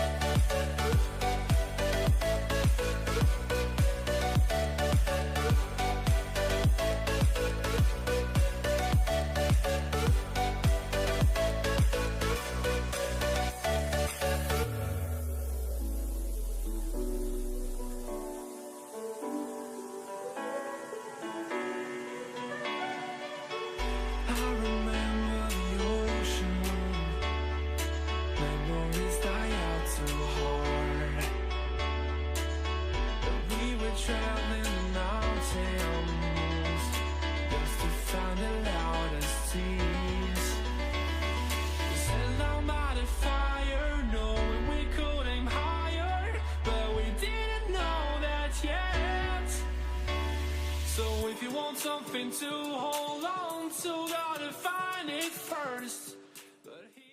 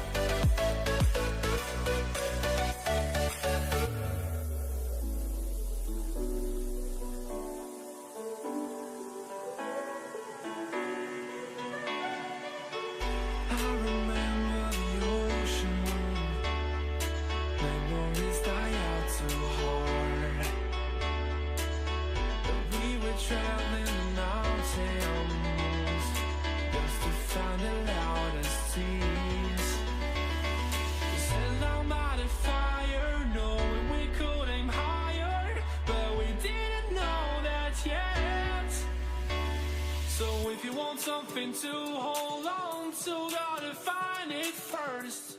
But here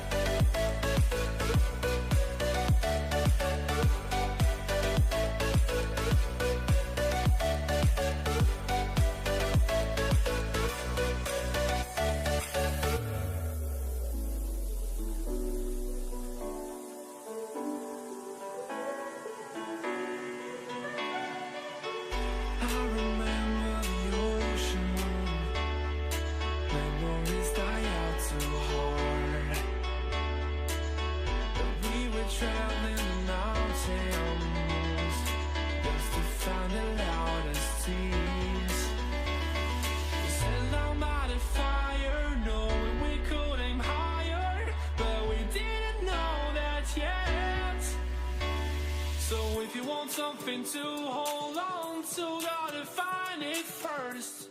But here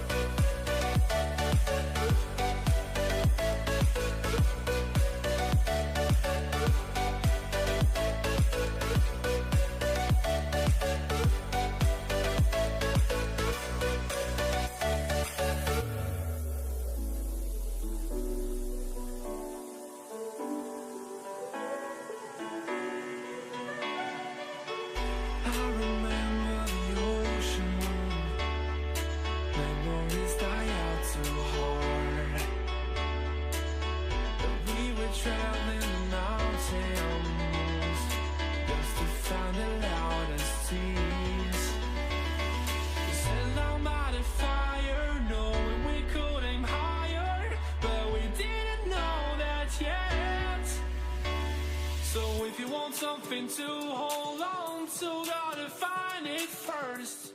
But here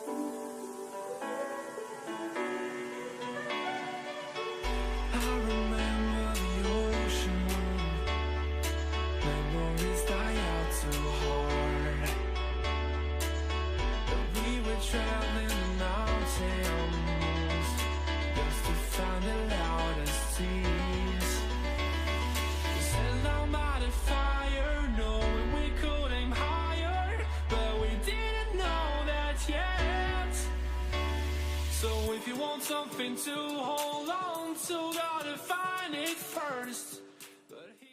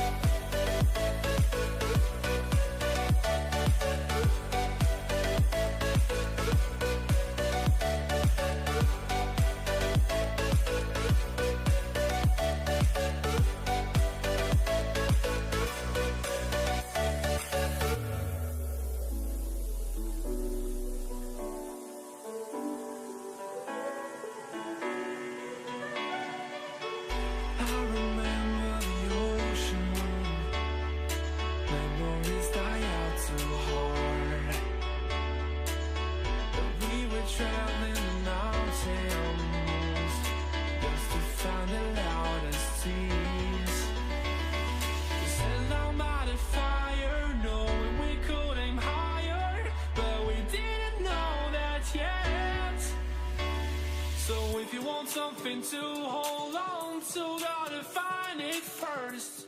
But here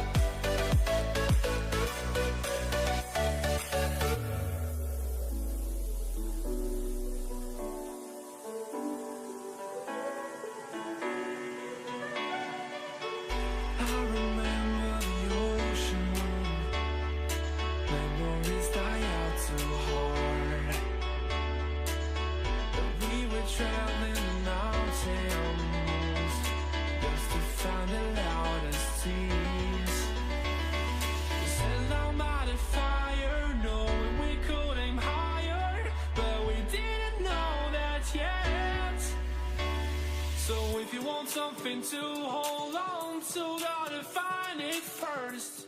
But here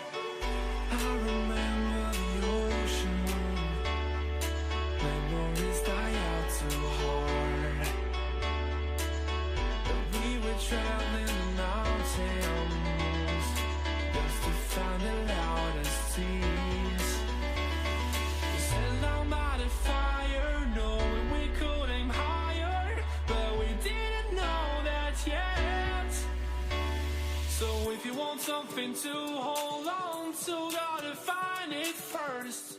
But here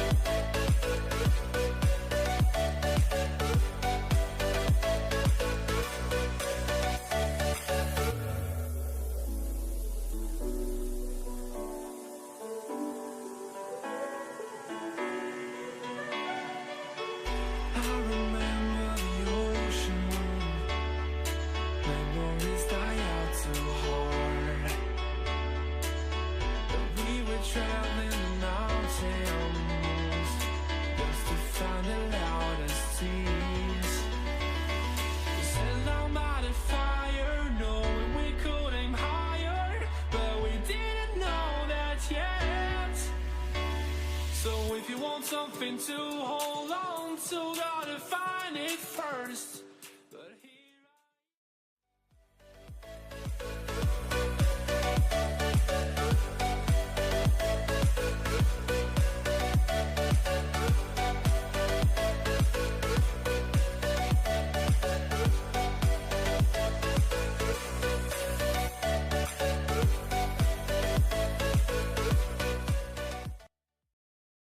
Welcome everyone to Battleknights Project India Season 1. We're in day 16. We're at the quarterfinals for this tournament, and every match is going to be a best of 3 from here on out. And we already saw one series go down in the previous matches as ABM have made their way into the semifinals of this tournament. And this is your host with the most, Kronos, and the caster as well, and I have another caster alongside me. And let's not, I don't think she needs any introduction, guys. It's the one and only Jinx. Jinx is in the building. How you doing, Jinx? I'm doing good. I mean, I hope the teams are doing good as well. We saw like 2 amazing matches before. They were able to, end the match in like 2 matches out best of 3. And I hope this match is a more even. I hope it's like win from both sides, and then we have the third match, which is going to be the final round for each of them. So I'm sort of excited for this. We have the side of Team Kala, Blue, as well as Kitsy, Ghost on the red here. I think we can jump into the draft. I mean, I don't want to keep the viewers waiting. Yeah, let's head straight into the draft. And right now, we know Kala JADU that's on the blue side and Kitsy Ghost on the red. And we usually see this Kala JADU means black magic that probably gives rise to Ghost. And see you Ghost. Kitsy Ghost, I don't know where this interaction is going with these team names. Is it preceded or something? Because it seems like, but I'll let the viewers know that it is not preceded. It is off after all these teams have made their way, battling it out from top 216 teams. And I am excited for this game. And you know what, Jinx, I don't even really want to talk about the draft a lot because in the previous 2 matches, the draft totally went out the window with all those pocket picks coming. So I would be excited to see some more pocket picks in this one. I'll have to agree with you. I mean, I think the last match that we all saw, it was just completely random from the side of Team ABM. They did manage to get that victory. So at the end of the day, I think we need to realize, we need to realize it depends on your gameplay at the end of the day, right? Not really your draft, it does come up to like 50%, but then the rest you need to do well with the heroes that you pick up. But looking at the draft here, looks like they don't want to be taking any chances. They're going to be banning out the Alice, Ling, as well as the Kadita. So standard bans coming in here. I kind of want to see a Uranus ban. I mean, at such a high level in the tournament, you don't really want to be dealing with a Uranus. I don't know, I feel like he's just too much in that EXP lane. Yeah, I agree. They don't want to give away that EXP lane pressure with that split push potential as well. But on the side of Kitsy, goes banning out this Kaja, taking away one suppression off the table. Now the only one left is this Franco. Yes, Barrett's does have it with the Daytona's Welcome, but not something so instant compared to the Divine Judgment and the Bloody Hunt. So if I were on the side of Team Kala Jadu, maybe I'd be thinking about taking away this Franco or picking it up for themselves. But they take out this Valentina instead, and not giving any room for any sort of shenanigans that will come out from the side of Team Kitsy Ghost, because both these teams have made it so far in the tournament. They gotta be brilliant. I'd have to agree with you. I think Kala Jadu, before the semi, they'd had picked up that Franco as their tank. I think Array was playing it. He did a pretty good job. So I wish they ban out the Franco as well. But, with so many picks and these players have such big hero pools, you don't really know what you want to be banning out. And this is something I've said again and again. You want to research your opponents. And I definitely hope the side of Kitsy Ghost have done that. But looks like their draft is pretty standard, right? They're banning out the Xbog as well. Valentina, though, that was a good ban coming in. First pick for the side of Team Kala Jadu. Now, this is going to be important. I think they're going to be going for that EXP, or maybe, okay, they're going to be going for that Novaria. And they've banned out their Ling as well. So that was a good pick. I mean, right now, a few heroes can catch her, and you definitely need an assassin on your side. So I hope Kitsy goes, pick up that assassin as their high code. Yeah, you want this assassin to counter this Novaria in the mid lane. Can be flexed to the roamer position as well. We saw Apex playing that perfectly, pitch perfect, I would say. And right now, it only goes to show that these teams know what the priority picks are. We're done seeing the Zilong picked up these days. We're done seeing these Moscovs coming in. I'm not saying those are bad heroes, but there is a reason why we call them meta, or you should have a certain composition built around for them. And I can't really think of one. But on the side of Kitsy Ghost, picking up this Yuzhong to dive into that Novaria and this Faramis as well. So straight up counters coming in from Kitsy Ghost, and I like the way this draft is turning out. I'll have to agree with you. I mean, look at that. The Valentina is banned out. So right now there's no counter for this Faramis unless you have extreme crowd control or area damage coming in from the side of Team Kala Jadu, but they do have that Novaria as the mage, right? She's not going to be dealing any area damage. Her first skill does deal a bit, but her main skill is that sniper second skill of hers. So she might not be able to do that, but they're going to be picking up that Esmeralda as well as the Cho. So two very tanky heroes. Cho probably is going to go into that the roam, and then Esmeralda as the EXP. But I don't know, Kronos. I've seen a couple of teams play that Esmeralda jungle. So do you think we're going to see that? I hope not. I hope they pick up something else. Yeah, I like this Esmeralda in the jungle that you're mentioning, because usually it gives a lot of frontline presence for the team, and also slowly but surely takes that damage. And if you have any of these heroes that like to get that regen off these shields, she will be eating up those up as well with the Frost Moon shield that comes in with her kit. And the side of Team Kitsy Ghost picking up that Claude in the goal lane. So kind of revealing, not really revealing all their cards, but slowly making their way around the draft. But the side of Kala Jadu here, they've revealed their cards. We know this Cho is going to be in the roam position. Yes, you said this Esmeralda can be flexed into the EXP lane or the jungle. So that is quite of a nail biter, but usually we see her being played in the EXP lane. And seeing these rest of these bans, this Kufra being taken out, not really sure why, maybe just to counteract the dashes that come in with their heroes, but also this Fanny and Leslie being taken out to not have any early game pickups or early game power spikes. And let's not forget that direct counter to the Claude in lane as well. That is true, but they already have a counter to the Claude, right? That Cho is going to probably be focusing on the Claude, and he is good at stopping his ultimate. So they already have the counter, and now they're going to be banning out the Mino as well. I think they're going to be, saving that last two spots for their. Okay, they are showing like a Popo. I saw Popo for a second. I was a bit scared. Yeah, they ban out this Minotaur right now, and you can see that they're hovering over this Irithel Brody, I'm not really sure what would be good. Definitely not the Poplin Cooper nor the Layla, but this Franco will provide that pick-off potential. They have the AoE, they have the sustain, they have the damage, they have the chase with the Black Dragon as well. Kid C Ghost with a really good composition coming in just goes to show that they have made their way into this tournament this far with their skills and their thoughts about how this game goes on.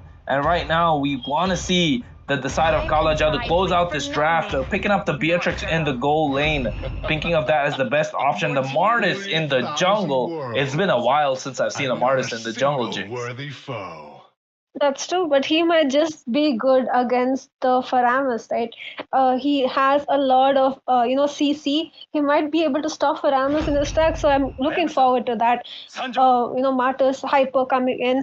And the last pick, the Hayabusa, I was sort of hoping for Assassin, and they do pick him up. So he's going to be pretty good against the Novaria. You need someone to be diving into those backlines, and Hayabusa is good against the Novaria, especially when she does not have that flicker. So it's going to, I feel like both teams are doing pretty good for themselves, but that Claude, though, he does have two counters against him. The Cho, as well as the Martus, I don't think they're going to be letting him have a free run, and I hope that Faramis is able to save him. Yeah, I believe they do want to have this Claude have a free run, like you said, from the side of Kitsi Goso, but the side of Team Kala JADU don't want that to happen. Both the teams here giving a treat to our eyes with these beautiful skins that are coming into the game, and let's not forget an evenly matched out draft, Jinx. If I'm really not sure which team I'm going to root for, but I'm just going to be a little biased towards the side of Kitsi Ghost because they have this Hayabusa and Claude, and I love these two heroes that are picked up. One of my favorites in the game, and if I'm not sure what you want to pick out, Jinx, which team will you go for? I sort of have to agree with you. I also like the Faramis as well as the Franco, right? Franco, the thing about him is that he's not going to let Cho dive into those backlines. So he's going to be a good counter for anyone on their team. Honestly, like his suppress is something to watch out for. So I would agree that Kitsi Ghost have the better draft for now, at least. But we have to see who gets that advantage, right? Martis is pretty good in the jungle, so the rotation is going to matter in the starting. Now, we do have a pause coming in, maybe some technical issues from both sides, but the draft seems really good. Also, the thing about Novaria is with that Faramis ult getting poked up, she's not going to be able to snipe anyone. As long as he times it right, I think Faramis just might be able to win that game for them. Yeah, this Faramis will be the game changer, and we have this pause coming into this game just to make sure that both the teams are on an even playing field. We don't want to give any unwanted advantage or unprecedented advantage to any of the teams because we want them to give the best for this entire tournament for the viewers to watch. And right now, it seems like they are having one of those technical issues. But in the meantime, we get to thank everyone that's behind this entire project for Battleknights Project India Season 1, which is brought to you by Battleknights Esports, powered by Mobile Saiyans, management by Mayura Esports, and let's not forget our cameraman and streamer, Bat Tanker the Legend, who's been doing a wonderful job to bring us all these team fights for us to cast and the viewers to watch for as well, and bringing you all this exciting action. This is Kronos, and alongside me is Jinx. And Jinx, you said it.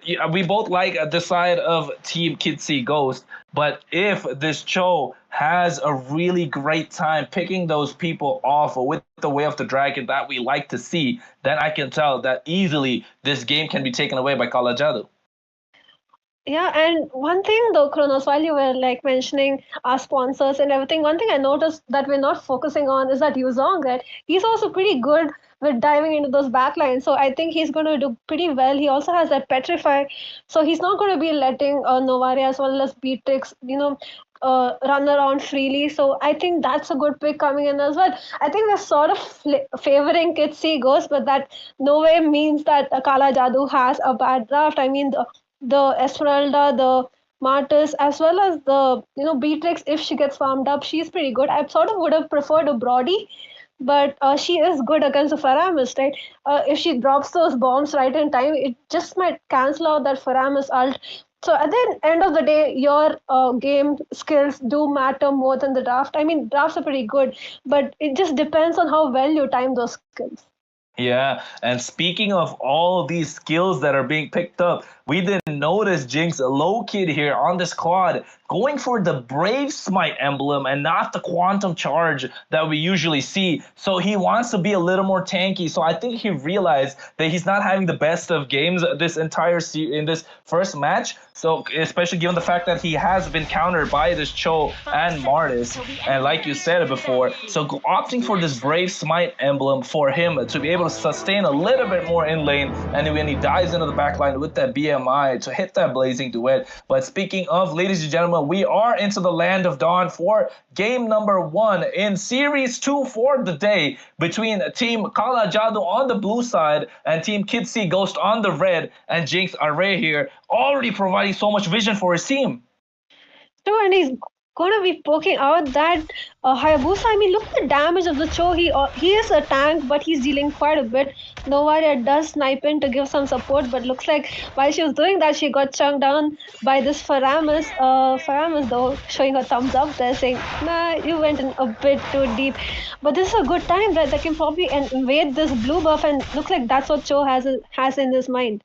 Yeah, baiting out the retribution quite early in the red buff. So right now we can see 3 of them going in, and Venom over there, he might get taken down, and the blue buff does go over to the side of the Hayabusa, able to quad shadow his way out, and Venom and Array here, along with the rest of the team, will back off, and now you can say that was a failed invade coming in, but that also impacts the timing for Venom to actually clear out his jungle and have a gang into either one of the side lanes. So you can say that indefinitely the side of this Hayabusa and Kid Ghost has the upper advantage when it comes to these rotations.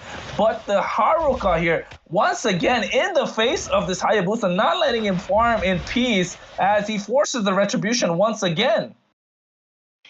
I mean, is it really a failed invade if you manage to get the hyper back into his base? I mean, I think they did pretty well because that means they're going to have that gold advantage. It's just 400 gold for now, but it's going to start growing.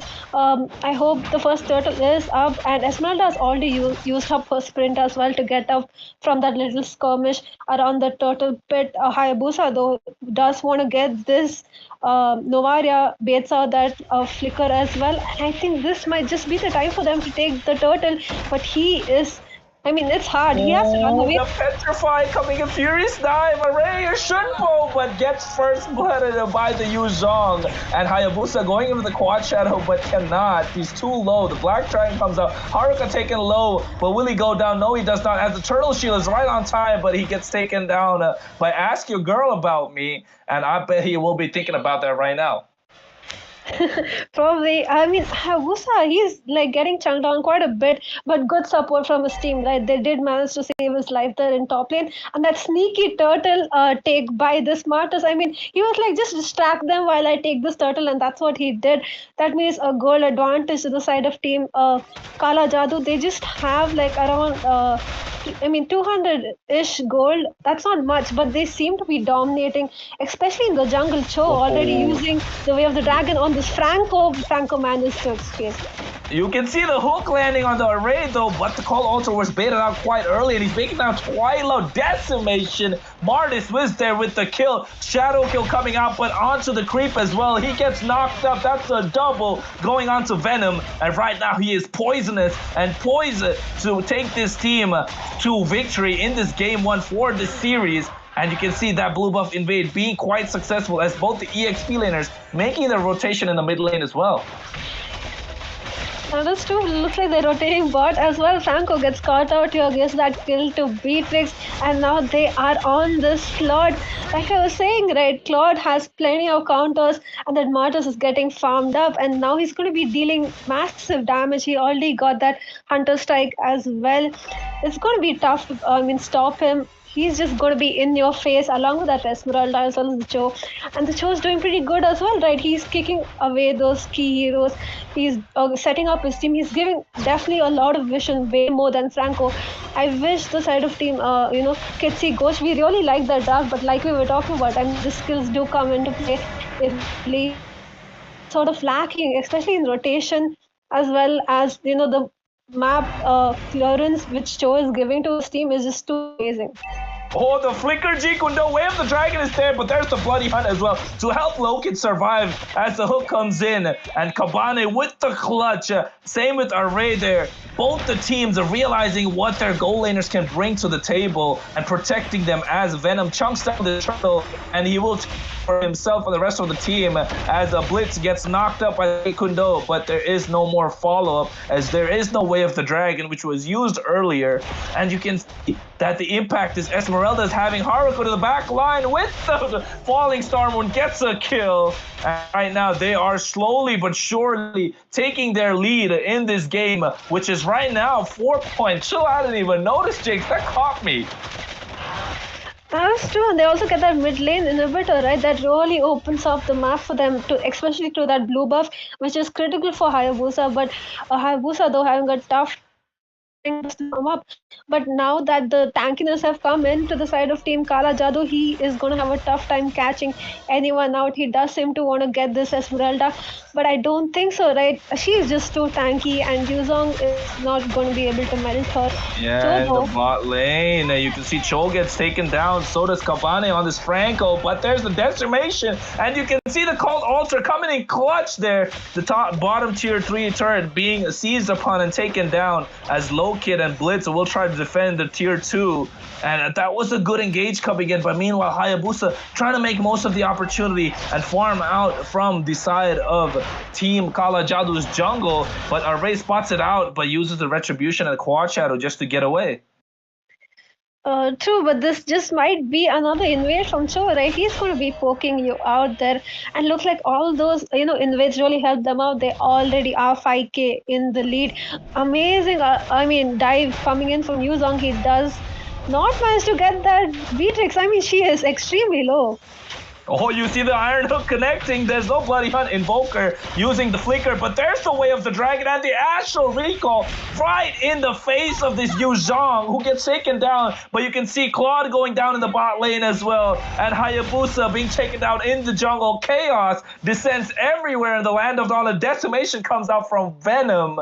And at this point, it's just a matter of time as the goal lead is slowly just. It was 5k, now it's 6, they're going up to 7. As you can see, the next turtle spawns, but they have no needs for that, as I think they want to go for the early lord and end the game. They're going to the bot lane. Low Kid alone there, using the Blazing Duet, but gets taken down by the Novaria. They're trying to defend it, but they won't be able to. Tier 2 turret falls in the bot lane, and they're all making their way, but the Iron Hook and the Bloody Hunt connects. What a hook! As Array goes down, Cho gets taken out. There is the Astral Recall along with a Renner shot, but missing out and being protected by the rest of this team. That was a good hook coming in. That can change the phase of the game.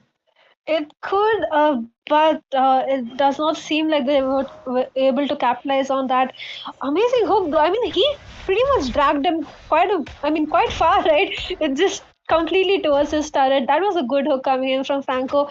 I think that was like the play of the game. The day Lord does come up, like you were saying, Kronos, I think they wanted that 8-minute Lord. They do have it. Novaria giving a bit of vision here.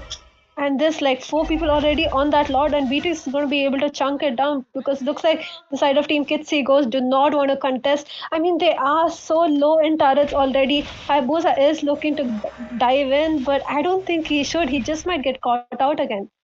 Yeah, I want this Hayabusa to go and split push in the other lanes instead, which he could have done for his team, as the Lord goes into the side of Team Kala Jadu, and Haruka, they're in their face, poking them out, bobbing and weaving his way in their jungle. And right now, the Lord spawns and marches in from the bot lane, and Hayabusa trying to get his blue buff, but you can see the damage coming out from the Novaria with the Astral Recall, forced to use the Retribution so he doesn't lose out on his own jungle.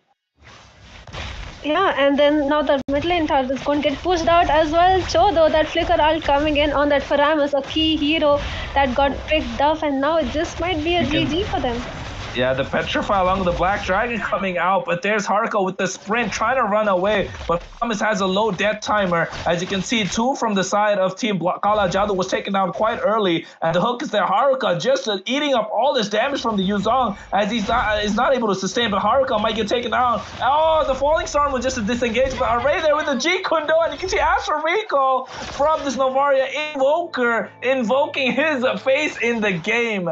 And right now, we can see the way that this Lord was taken down. Lokid trying to make his way in the map and needs that gold to hit that power spike so that his team can actually come online and have a chance or a shot at this game. True, right? I mean, I was sort of hoping the Hayabusa bullies the Novaria in this game, but looks like she's doing the opposite. She's completely bullying the enemy team. I mean, she's just sniping them left and right. Franco is there. He's looking for the hook, and he does get it on the Novaria, but his team is not there. Faramis, though, uses his flicker just in time The to way reach of them. the dragon, along with the furious dive, though. But that Cho has been on point. The double kill going on towards this Beatrix, and there is another one that falls thanks to the decimation that comes out. But there's the shadow kill. I don't know what happened. It went all the way from the Beatrix to the Cho. So that is some sort of interaction I've never seen before. But Venom there with the Ashra's Rat and gets a kill on the Hayabusa. But that goes to the Renner shot from this Beatrix, who's been on point. 517 KDA, slowly taking his team to victory. And Siege on this mid lane inhibitor, taken down quite low. But since they want to back off to make sure that his team lives to see another day, as the Lord is about to spawn, and this Lord will be crucial for both sides. So that's true, Kronos. So what happened there? I think Beatrix used her flicker to escape Hayabusa's ultimate. You can't do that with the flicker, so I think that's what she did. She does not have. I missed that play, but I can see that timer on that flicker running out. She might need it during this Lord fight, but she's already so farmed up. I'm not sure if anyone from the side of Team Kitsi is going to be able to kill her. Hayabusa, though, he is missing his targets quite a bit, right? I mean, he's supposed to be going on Novaria or the Beatrix, but they are way too farmed, and he's not able to reach them. No, I mean, look at the damage of Novaria. I mean, one snipe and Faramis has to go back to his base. Yeah, Faramis does have to go back to his base because of all the damage that's coming out from Invoker. And right now you can see the Lord spawned up, but seems like the side of Team Kala Jadu want to wait for that Lord to enhance, so it'll be even easier for them to end this game. And let's not forget, guys, this is a best of 3 series, and the Lord just spawned and enhanced. And Jinx, I think this is the time for them to contest, but Array just gets spotted out. I don't think they're going to be able to. I mean, the zoning out that Cho Esmeralda are doing is pretty good. They're not going to be able to get through Esmeralda, especially Hayabusa is. I mean, I hope he tries to split push and come back when the Lord comes back, because I don't think they're going to be able to handle all 3 lanes getting pushed in. And that's what we usually see from Kala Jadu, right? They push in those lanes completely. I mean, they push it together. It's going to be tough for them to defend all 3 lanes. As of now, Yuzong, though, is a bit too out. There is no one to catch him, but I hope he's able to catch someone. I hope he's able to, use that Petrify play on the Beatrix as well as the Novaria. Give some time for this Lord to clear out that Lord, because this is going to be tough. It's enhanced Lord, and the mid lane turret is already so low. You can see that Renner shot nasty coming from this Beatrix, making this Faramis quite useless, as right now the Lord marches in from the mid lane, charging and gets taken down. You can see the way of the dragon connecting, but there's the call ultra for them to survive. The Black Dragon comes out, and the Blazing Duet is there, and the Beatrix gets shut down. The Furious Dive knocked up, but there is Venom who gets taken down as well. Double kill going in, but meanwhile you can see this Hayabusa in the back line creating havoc for the rest of the team, but he will get taken down as this Esmeralda is unstoppable on a killing spree, and Haruka there will try to bob and weave his way out, but will he survive? Seems like he will. The low kid going down, and the shutdown coming in from Blitz, who got 3 kills in that team fight. That is a 4-for-1 trade. Only the Hayabusa going down for the rest of his team, and seems like that Purify, I'm not sure if it was a Purify or Sprint that just came in clutch from the side of this Claude. Yes, it was the sprint. It was clutch coming in because the way of the dragon was so perfect. And let's not forget that Faramis with the cult altar that you mentioned, Jinx, in the start of this game will be a game changer. And yes, it has. I'll have to agree with you. I think Yuzong definitely did amazing in that last fight, right? I think he saved the game for his team. It was almost a four-man verify coming in from him. He got that Beatrix as well. Logged in. Beatrix just went in a bit too deep. She got caught out, and that was a good defense. And now they're able to sort of venture outside their base. The mid lane turret is gone, but did save quite a bit. Cho is going in though, but he just might get caught out here. Yeah, the Black Dragon coming out. Shadow Kill is there as well, but the Petrify with the Wind of Nature. But still, Beatrix gets taken down. His Cult Altar is there for the rest of the team. But Venom uses Mortal Coil just to disengage. But Falling Stormer to the back line gets to the damage dealers that they need the most. And right now, there's the re-engage coming in from the side of Kala JADU, who gets pulled in with the Shadow Stampede and Blitz and Ask Your Girl About Me, trying to run away, but gets taken down to the Astral Recall as his promise will fall, but respawn soon. And there's the Decimation that came in, took down this Yuzong and takes down Kabani on this Franco as well. That's a full 5-man wipeout coming in from the side of Team Kala JADU, who might just be able to take this game. As you can see, Blitz is trying to defend it, but will he have the damage? Seems like he doesn't. And there is the Falling Star Moon that I'm not sure what happened, and they will take the game on first game in this best of 3 series. Go to the side of Kala JADU. And Jinx, I saw something really interesting in the last fight. This Esmeralda trying to use the Falling Stormer from this end of the crystal to the other. She didn't really jump in, but the damage was there, and so was the little bit of a stun. So I'm not sure. We're seeing new interactions coming in every day. I'm learning something new about the game every day, but I'm sure the side of Team Kid C goes to learn something new as well, and we'll be able to ban out these key heroes in the next game.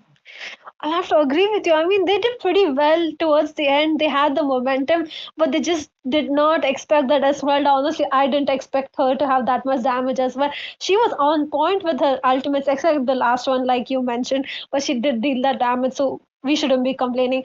That last ult on those 3 men in that mid lane definitely won that game for their team.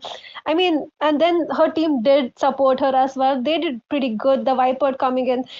I hope the side of Team Kitsi goes. They do have another chance. It's best of 3. They do have a good chance running. Hayabusa didn't work out in this match, so I hope they pick something else and they're able to, get that early game in, because that's what I think Kala JADU likes to do. I mean, they like to get that early game momentum. And Cho is definitely too annoying for this Hayabusa to deal with, and he had those ults right on point. Right? But Franco, though, that hook, I'm going to probably remember it for a long time. I mean, he just had amazing hooks this game. He had amazing hooks, but wasn't there for the rest of that. I mean, this Hayabusa wasn't really performing that we expected him to, because he was I think he was in the back foot since the first minute, because the rest of the team were invading his jungle so much. He should have just gone out and left the buffs, gone maybe to the side creeps, just so he doesn't lose out on these EXP advantage. And that gave them this mental advantage from the side of Team Kala JADU, who were able to snowball their way to victory in this game 1 for the best of 3 series. I'm excited for this game, Jinx, because only because this seems like it could go all the way to a 3-game series. It just might, right? I mean, I hope Kitsi goes get their coordination in, because they were playing a bit too passive. I mean, when Franco as well as Yuzong were diving in, Faramus was just too much in the back. And honestly, I feel like he probably could have saved the team. I mean, if he just probably cleared those 2 minions, they were already low, but he just thought he couldn't do it. He decided to, retreat back. That's too bad, though, but I hope they manage to do it next game, because we want to see those best of 3, right? We want them to win the next match, just so that we can see that third match coming in, which is going to be extremely exciting if they manage to do it. We have to wait and see, though, but you guys don't go anywhere. We're going to be coming back with the second match of this series, and we hope Kitsi goes manage to change things around. We will be back soon after a short break.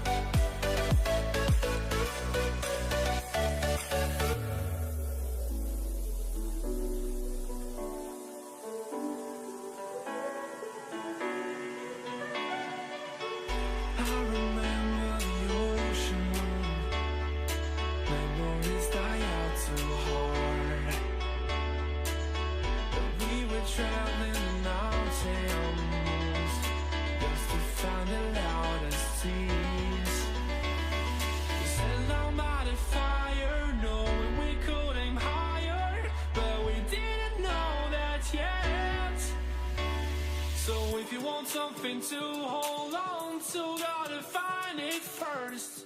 But here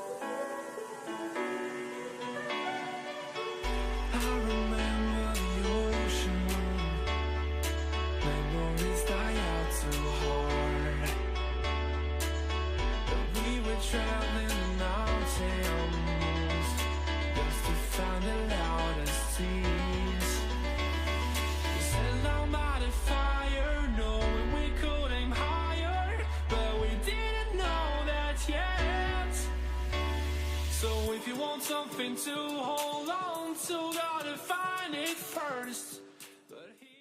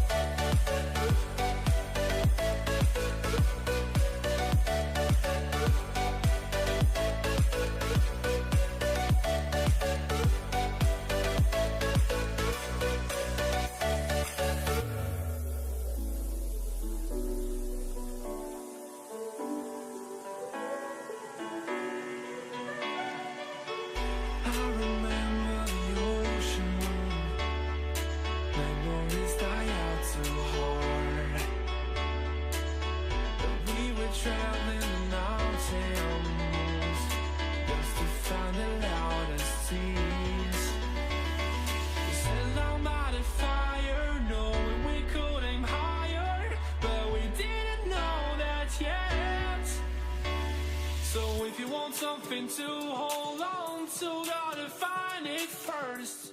But here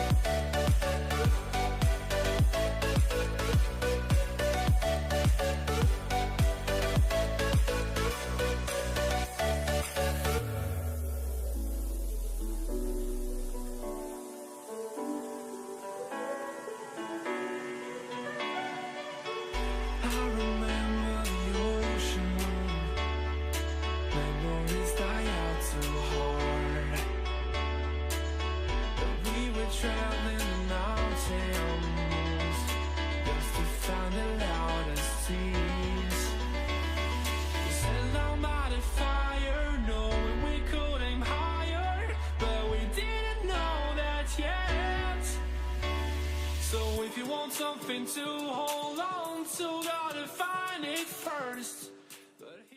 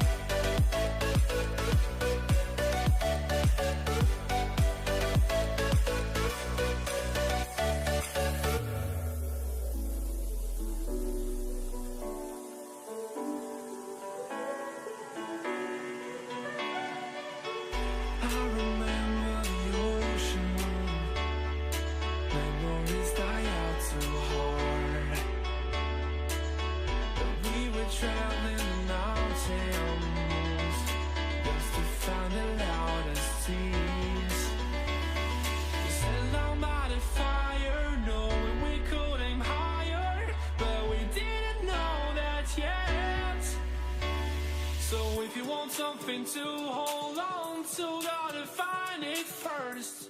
But here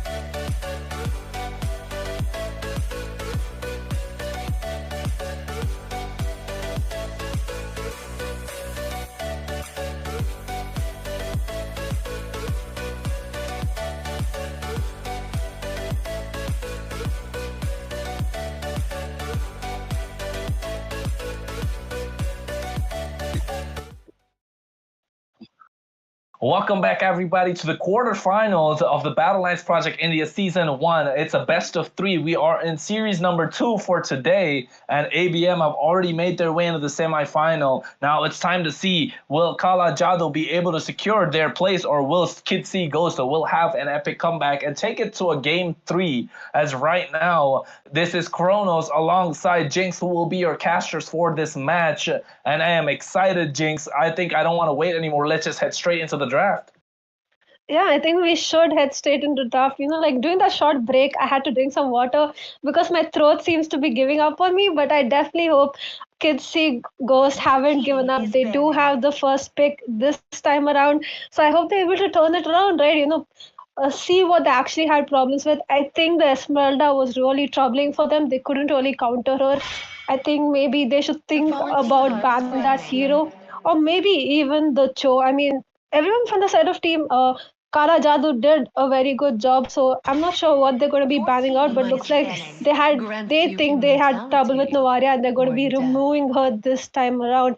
The Alice gets banned out as well. Do you think we're going to see, last game any more of last game heroes getting banned out? Because I sort of want to see the Esmeralda getting removed. Yeah, I mean, I agree with you there, right? They didn't really have a direct counter to this Esmeralda. Yes, you had the bloody hunt from this Franco to lock him down or lock her down, but not really enough damage for them to burst that hero. I don't think they really had any anti-region coming in their kit as well. So now realizing that they take out this Cho, who seems to have been a problem with that Jikundo and Way of the Dragon combo, to pick off these and pick off the side of Team Kids See Ghost, but I'm not really sure why they should. But clearly, the side of Team Kala Jadu had a problem with that Franco, like you mentioned, who was getting really great hooks in the entire game and taking him off from this game entirely. Yeah, I mean, I was just about to say that I hope one of the teams ban out the Franco. They did a good job last time. They're going to be banning out the Kadita as well. Don't want to be taking any risks with that hero. Now, last ban coming in from Kala Jadu. Not exactly sure what they're going to be banning out. There are a lot of heroes. I think they're going to be going for probably like a Xbox ban, which is pretty standard right now because no one from the side of team Kitsi goes really trouble them quite a bit. The Yuzong did manage to do it sometimes, and they're going to be banning out that Valentina, right? So good mage. They don't want any of the ultimates getting copied. Now, first pick from the side of team Kitsi Ghost here. I'm not sure what they're going to be picking, but I hope they pick up the the Kufra at least sometime during this match. I feel like he's going to be a good tank for them now that the Franco is banned out. Yeah, it does. It seem like Kufra would be the perfect engager for both the teams. But I think right now, if they go for the Faramis first pick, that would pay a lot of dividends since this Valentina is being banned out already, and that Faramis really played extremely well in the previous game. But they go for the AoE CC EXP laner in this Terizla, who has, I would say, a really good place in this meta. Yeah, I mean, Faramis, he was okay in the last match, but the side of Team Kala Jadu did know how to counter him, so looks like they're not going to be going for him this early on. He's still available, though. Any of them can pick it up. They do go for that Terizla, though. Amazing EXP laner, right? There's been so many times in rank where I've just got bonked by him back to back. I mean, his second skill is pretty annoying, especially that flicker ultimate is going to be tough to counter. But they do have that Eve coming in as well. So it looks like Kala Jadu do not want the Faramis. They want that Eve, right? I would say she's a good counter for the Faramis. I mean, as long as she dodges that flicker ultimate, she can probably stop him in his tracks. And one other thing I hope Kids See Ghosts don't do is they don't pick up too many frontliners, right? You don't want to have those. I hope they pick up some assassins and some heroes who have a few blinks in just so they can escape that glue as well as the Xbog. Xbog, though, is he going hyper or is he going EXP? We just have to wait and see. Yeah, that flex potential coming in from the draft of the side of Kala Jadu just goes to show how they can play mind games against the rest of the team. And something you spoke about, Jinx, that Kufra was picked up by Kabane here, and I will be looking forward to see those engages coming in with those Tyrant's Revenges and the Tyrant's Rages as Blitz locks in this Farsa that is the artillery mage of the Mobile Legends game. That she will use the Feather Airstrike into the back line, but Venom going for this instant Fanny once she sees this Farsa being picked up, just to straight up counter it, not give Farsa any room to breathe in this entire game. But it will be nice to see the interaction when it comes to the bouncing ball from this Kufra. Will that pay any dividends to the side of Team Kitsy Ghost, and will that be a problem for Venom? And only time will tell. But I like the draft coming in so far. Now it just goes to show that this Xborg will be in the EXP lane, and they have revealed their cards so far in the draft. Now, if I were either teams, just ban out all the goal laners. If your team has a goal lane pocket pick, especially from the side of team Sniper ready. Team Kala Jadu, just show that they will have the upper advantage in the second phase of the draft, and they ban out this Leslie. I think they're going to be listening to you. I definitely want to see a Claude ban coming in. I mean, he is a good counter for both of these mages, right? So he's going to be probably a must ban. And whoever gets him first probably is going to get a huge advantage unless the other side picks up a counter like we saw, right? The Martyrs Cho is banned out. Martyrs probably might not get picked here because the Fanny is coming in. But still, Claude would be good. No, like we were saying, right? The Fasha, though, she's a good counter for this Eve. As long as she's protected, I think she's going to do pretty good. It's just that the Fanny, right? I hope this Kufra is able to land a few good bouncing balls on this Fanny just so they can knock him out. I kind of want to see a Brody. I was sort of hoping for a Brody last match, but I hope they pick it up this time because he is going to deal massive amounts of damage, especially against this Fanny now that this, Leslie is banned out.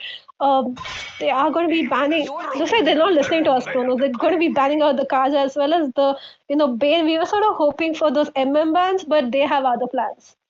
And they do have other plans, but I like that Kaja ban that came in because they don't want any suppression coming in from the side of Team Kala Jadu. Since they have taken the Franco away, only natural to take out the other one in this Kaja. And this Bane, that's a jungler that could be picked up being banned out as well. Just because this Fanny was picked up quite early. I think instead of picking the Fanny, if they had gone for that Bane, that would have paid more dividends because he has the deadly catch and he will be able to provide that anti-dive to this team, especially when the opponents have this Kufra and Terizla. But since they've gone for the Fanny, that really is a moot point. But right now, this final ban in this Diggy to make sure that this Kufra and Terizla don't get null and void.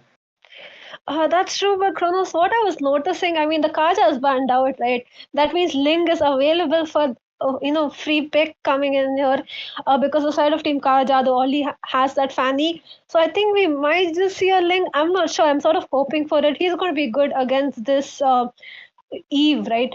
As long as he might even be able to, sort of annoy Fanny a bit and, try to steal her buff.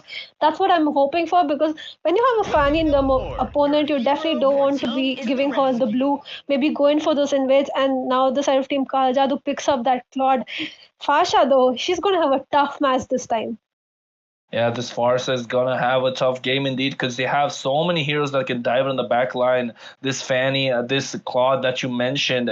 And right now, they seem to want to go for this Beatrix pick just to have an even matchup in lane against the Claude. But I think early game, this Claude still has an advantage if you go for the basic common emblem.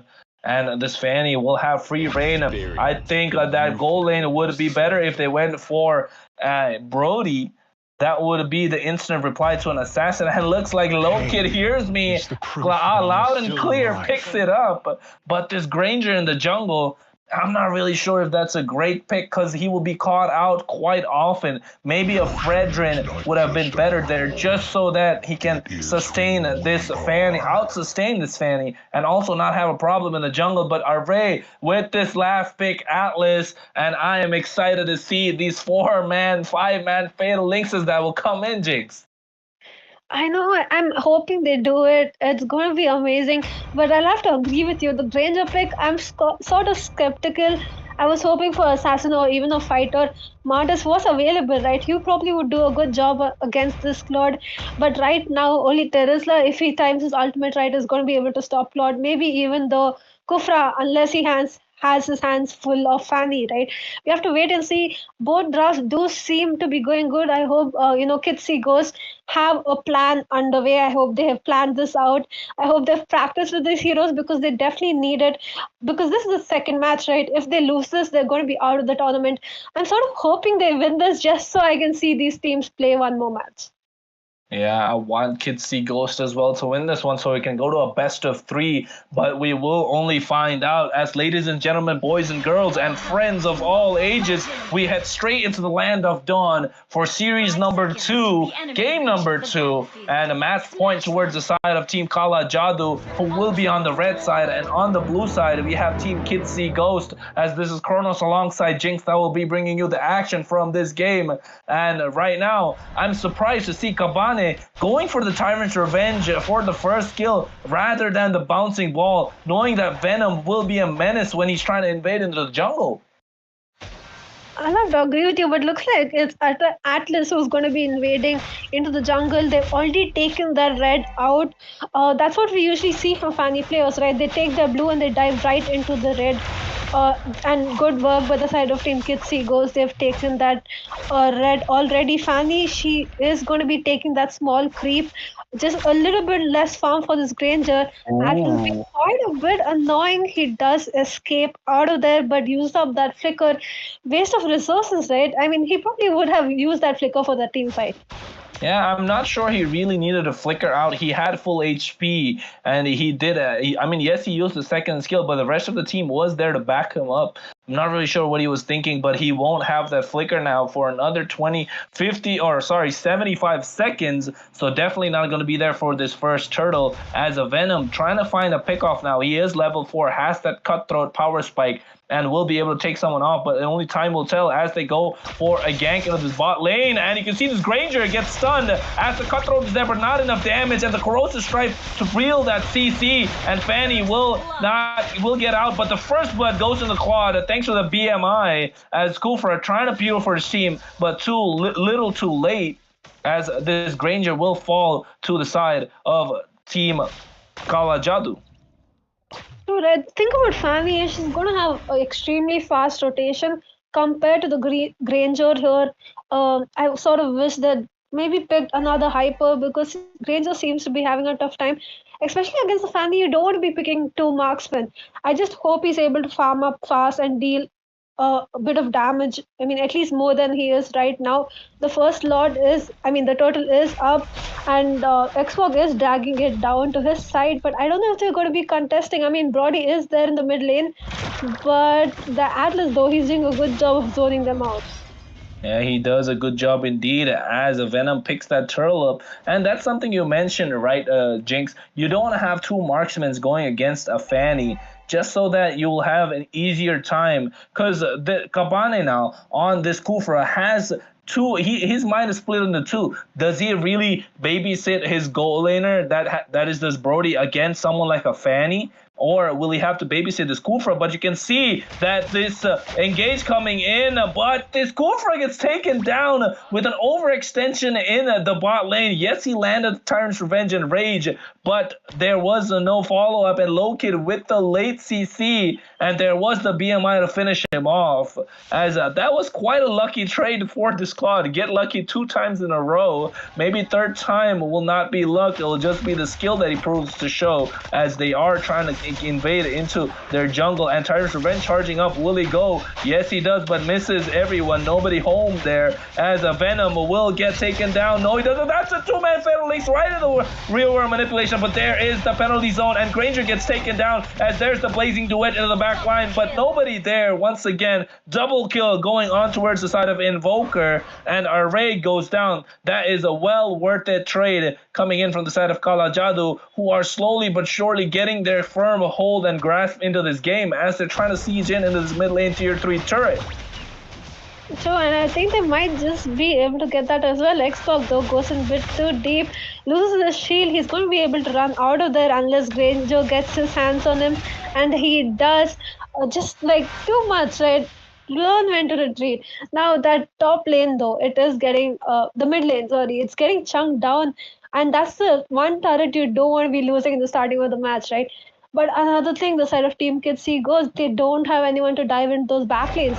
That means Eve gets a free time, and now that Fanny gets that kill on that Fasha as well. I mean, we were talking about how Kufra needs to babysit either Brody as well as, Granger, but I think he has to babysit the Fasha as well because she's just free pickings this time.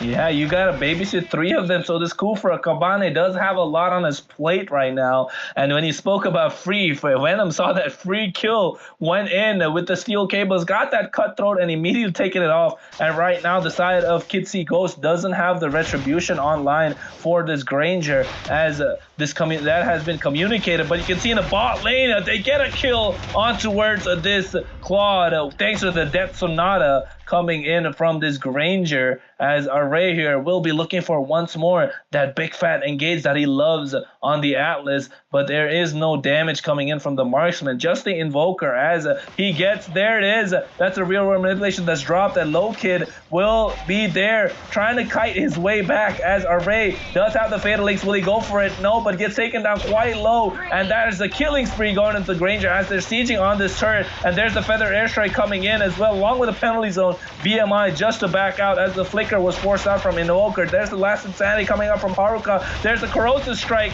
and he will get taken down as the Tyrant's Revenge is there, and the blazing duet, but it will go down instead. And right now, you can say that the side of Team Kitsy Ghost are online, and they will do everything in their power to make sure they utilize it as Fanny goes into the steel cables, gets a kill on the Sparsa, gets out scot-free, and Array gets a shutdown on the Granger, who was taken quite low. And right now, ask your girl about me, goes low with the Fatal Links, but the penalty zone just to disengage. Real world manipulation coming out from Invoker, doesn't catch anyone.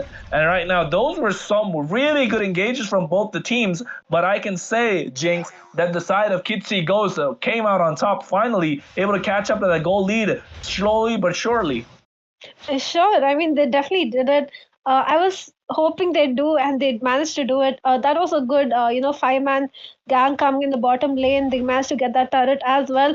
They just have to watch out for this Fanny. I think Fanny is like the at least until Claude comes online, they need to watch out for the Fanny, and Kufra needs to really be on point with that bouncy ball.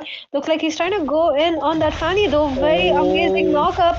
They just might get her, and they do. I mean, are they listening to us? Because I think they are. I mean, they picked up the Brody when we wanted them to, and now they're, locking the Fanny when we want them to.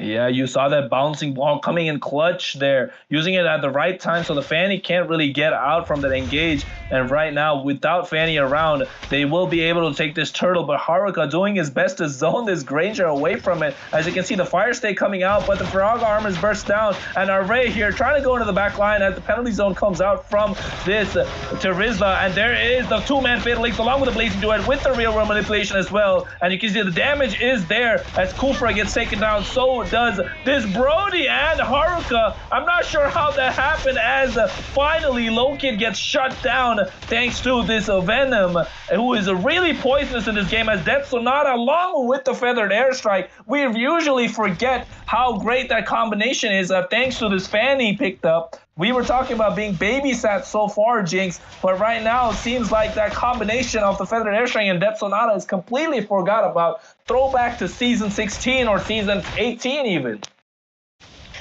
True. I mean, another thing though, the Granger, he already got his defense item, right? Brute force coming in here just to save him from that Fanny. I think it's doing him pretty good. He's dealing tons of damage, right?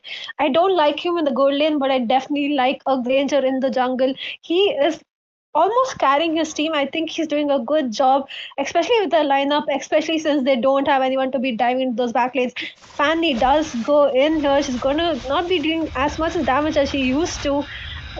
But this, I mean, she does go out as well, and she's back. You can, in the thing. but gets taken down. But there's the 4-man fatal links, though. Blazing Duet is there, but no real world manipulation. But Claude does have the damage, gets 2, but the Eve gets shut down. Cabane here taken quite low. Will he survive? Seems like he won't. That's a full 5-man wipeout coming in from the side of Team Kala JADU, who have made their power spike, given this time to this Claude, who was able to dish out the damage in that great team fight. And that was why they picked that Atlas, Jinx. That is the perfect display of how to play an Atlas. True, right? They have a wombo combo going with the Atlas and Eve. They're doing pretty well with it as well. And also, Kronos, like I was saying, whoever gets that Claude in the draft is probably going to have a huge advantage. And that's what we're seeing right now, right? I mean, there's only a few people that this Kufra can help out with. Either he can stop the Fanny or he can stop the Claude, not everyone. And it's really getting tough for them. Kufra, though, does go in, but this Terizla is probably not going to be able to survive that. He does deals massive amounts of damage there. Yeah, you saw that penalty zone going in and the real manipulation used, but there's the last insanity as Haruka will get Kabane, and right now Blitz trying to make his getaway, but there's the feather airstrike, but Haruka able to juke his way out of there. Low Kid trying to get those corrosion marks, but there's the torn apart memory that gets a kill, but Fanny goes in and gets a kill on towards this Farsa, trying to get that Granger as well, but will be able to survive. But Low Kid was there almost to pick up the spoils thanks to his corrosive strike, but Fanny choosing not to engage and gets out of there. And right now they have the Lord that's up, Jinx. I think it's just time for the side of Team Kala JADU to pick up this Lord and not waste any time and go for the end. But I know 2 of us want to see a Game 3 coming out. We do, but they are losing that momentum, right? They are just 3k gold behind. They can probably do it. I feel Fasha is a bit lacking. I mean, she is not really there in those team fights. She probably could have used her ultimate sooner in that last fight where Terizla was tanking that much damage. Probably would have helped them quite a bit, but she is having a tough time, especially with that, Fanny as well as the Claude. She was a counter pick to that Eve, but she's not really doing much right now. But that Granger as well as the Brody, definitely the win conditions for their team. They need to farm up, right? Maybe not with this Lord. They can probably defend this one. They do seem to be trying to go in. The concealed play coming in here. Terizla is going in there, but they've already shown themselves, and now Atlas going into backline.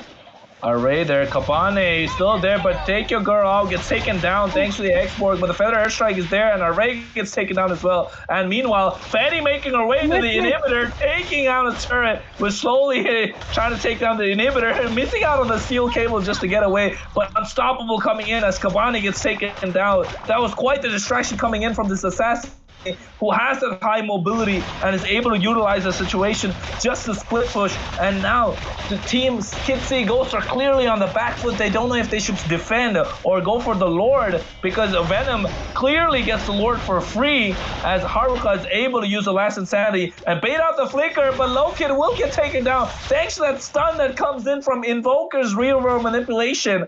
Catches him right on the edge and takes him down. That was beautiful communication coming from that team. True, right? And beautiful gameplay as well. I mean, Fanny, she knew that they had lost their tank. She went in for that split push, and then it forced Granger as well as Brody to come in and defend their turret. And that just helped them to take that lot. And that just shows you, right, at what level these teams operate. It's pretty high. They have that game sense right on point, and their coordination as well. They're always, talking to each other, figuring out the next, setup coming in. The Lord is coming. Brody is back, but are they going to be able to defend it? Because Claude is pretty farmed up, and they need to watch out for Claude as well as Fanny and the Eve. The Atlas does go in on this Terizla. He is just a bit out. the mid lane though. Oh, the flicker tyrant's revenge, along with the flicker, fatal link, but the feather strike cancel out. Godlike onto where's Haruka here, who they and the squad as well, as Haruka gets a double kill and Invoker in trade for 3 as they are sieging at this base, but there is the airborne jump, but too late right now as the team Kala JADU secure this win and cement their place in the best 8 rather in the semifinals for this tournament. That was a beautiful game, Jinx, as we go out on a high for today. Yeah, I'll have to agree with you. I mean, we saw the Fanny gameplay coming in. That was extremely good to watch, but the MVP was taken away by the Claude, right? He was just free farming the whole game, and then he came online and he was just going into those backlines. Fasha had bad time this match around, but Granger did a good job. I think he really tried. I still wish they had taken something to dive in, go on this Eve, go on this Claude, but they had other plans. Sadly, it did not work out for them. Kufra as well. I mean, he tried his best, but there's only so many people you can protect against the Fanny, against the Claude. But this, Atlas as well. I mean, he was sort of always there, always giving those 3-man ultimates. That wombo combo with Eve was something to watch out for. It's tough luck for the side of Team Kitsy Ghost. They did a very good job, though. I mean, they managed to come up to the quarterfinals, so that's commendable by itself. So we need to give it up for them. They did a good job this time.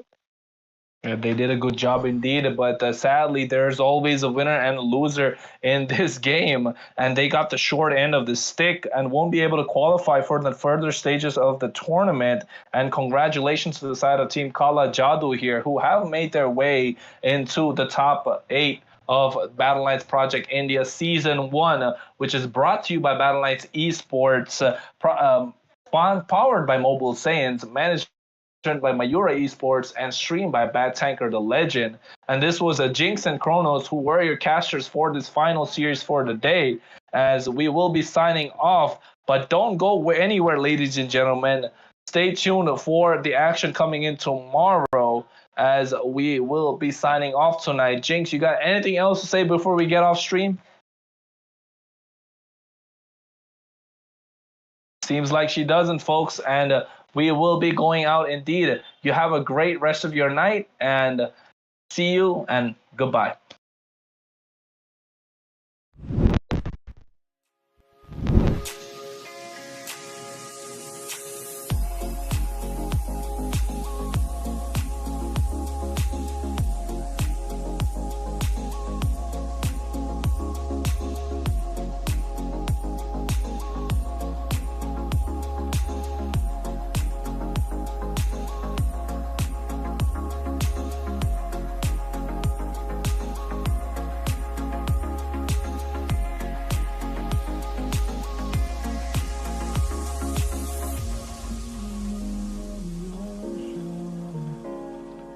Memories die out too hard.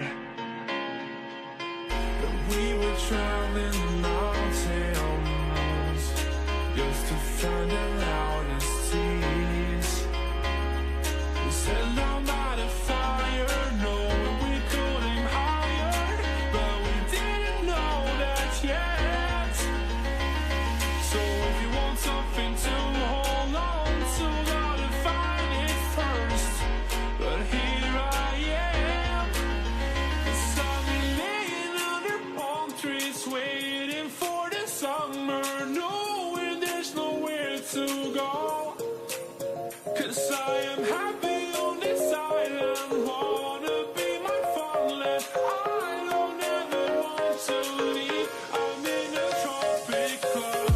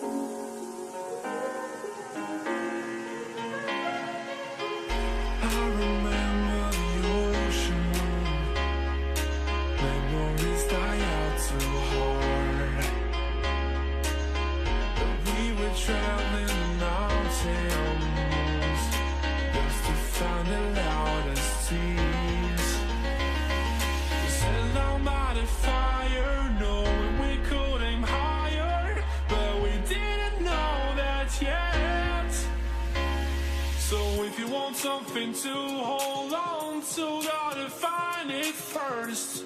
But here I am.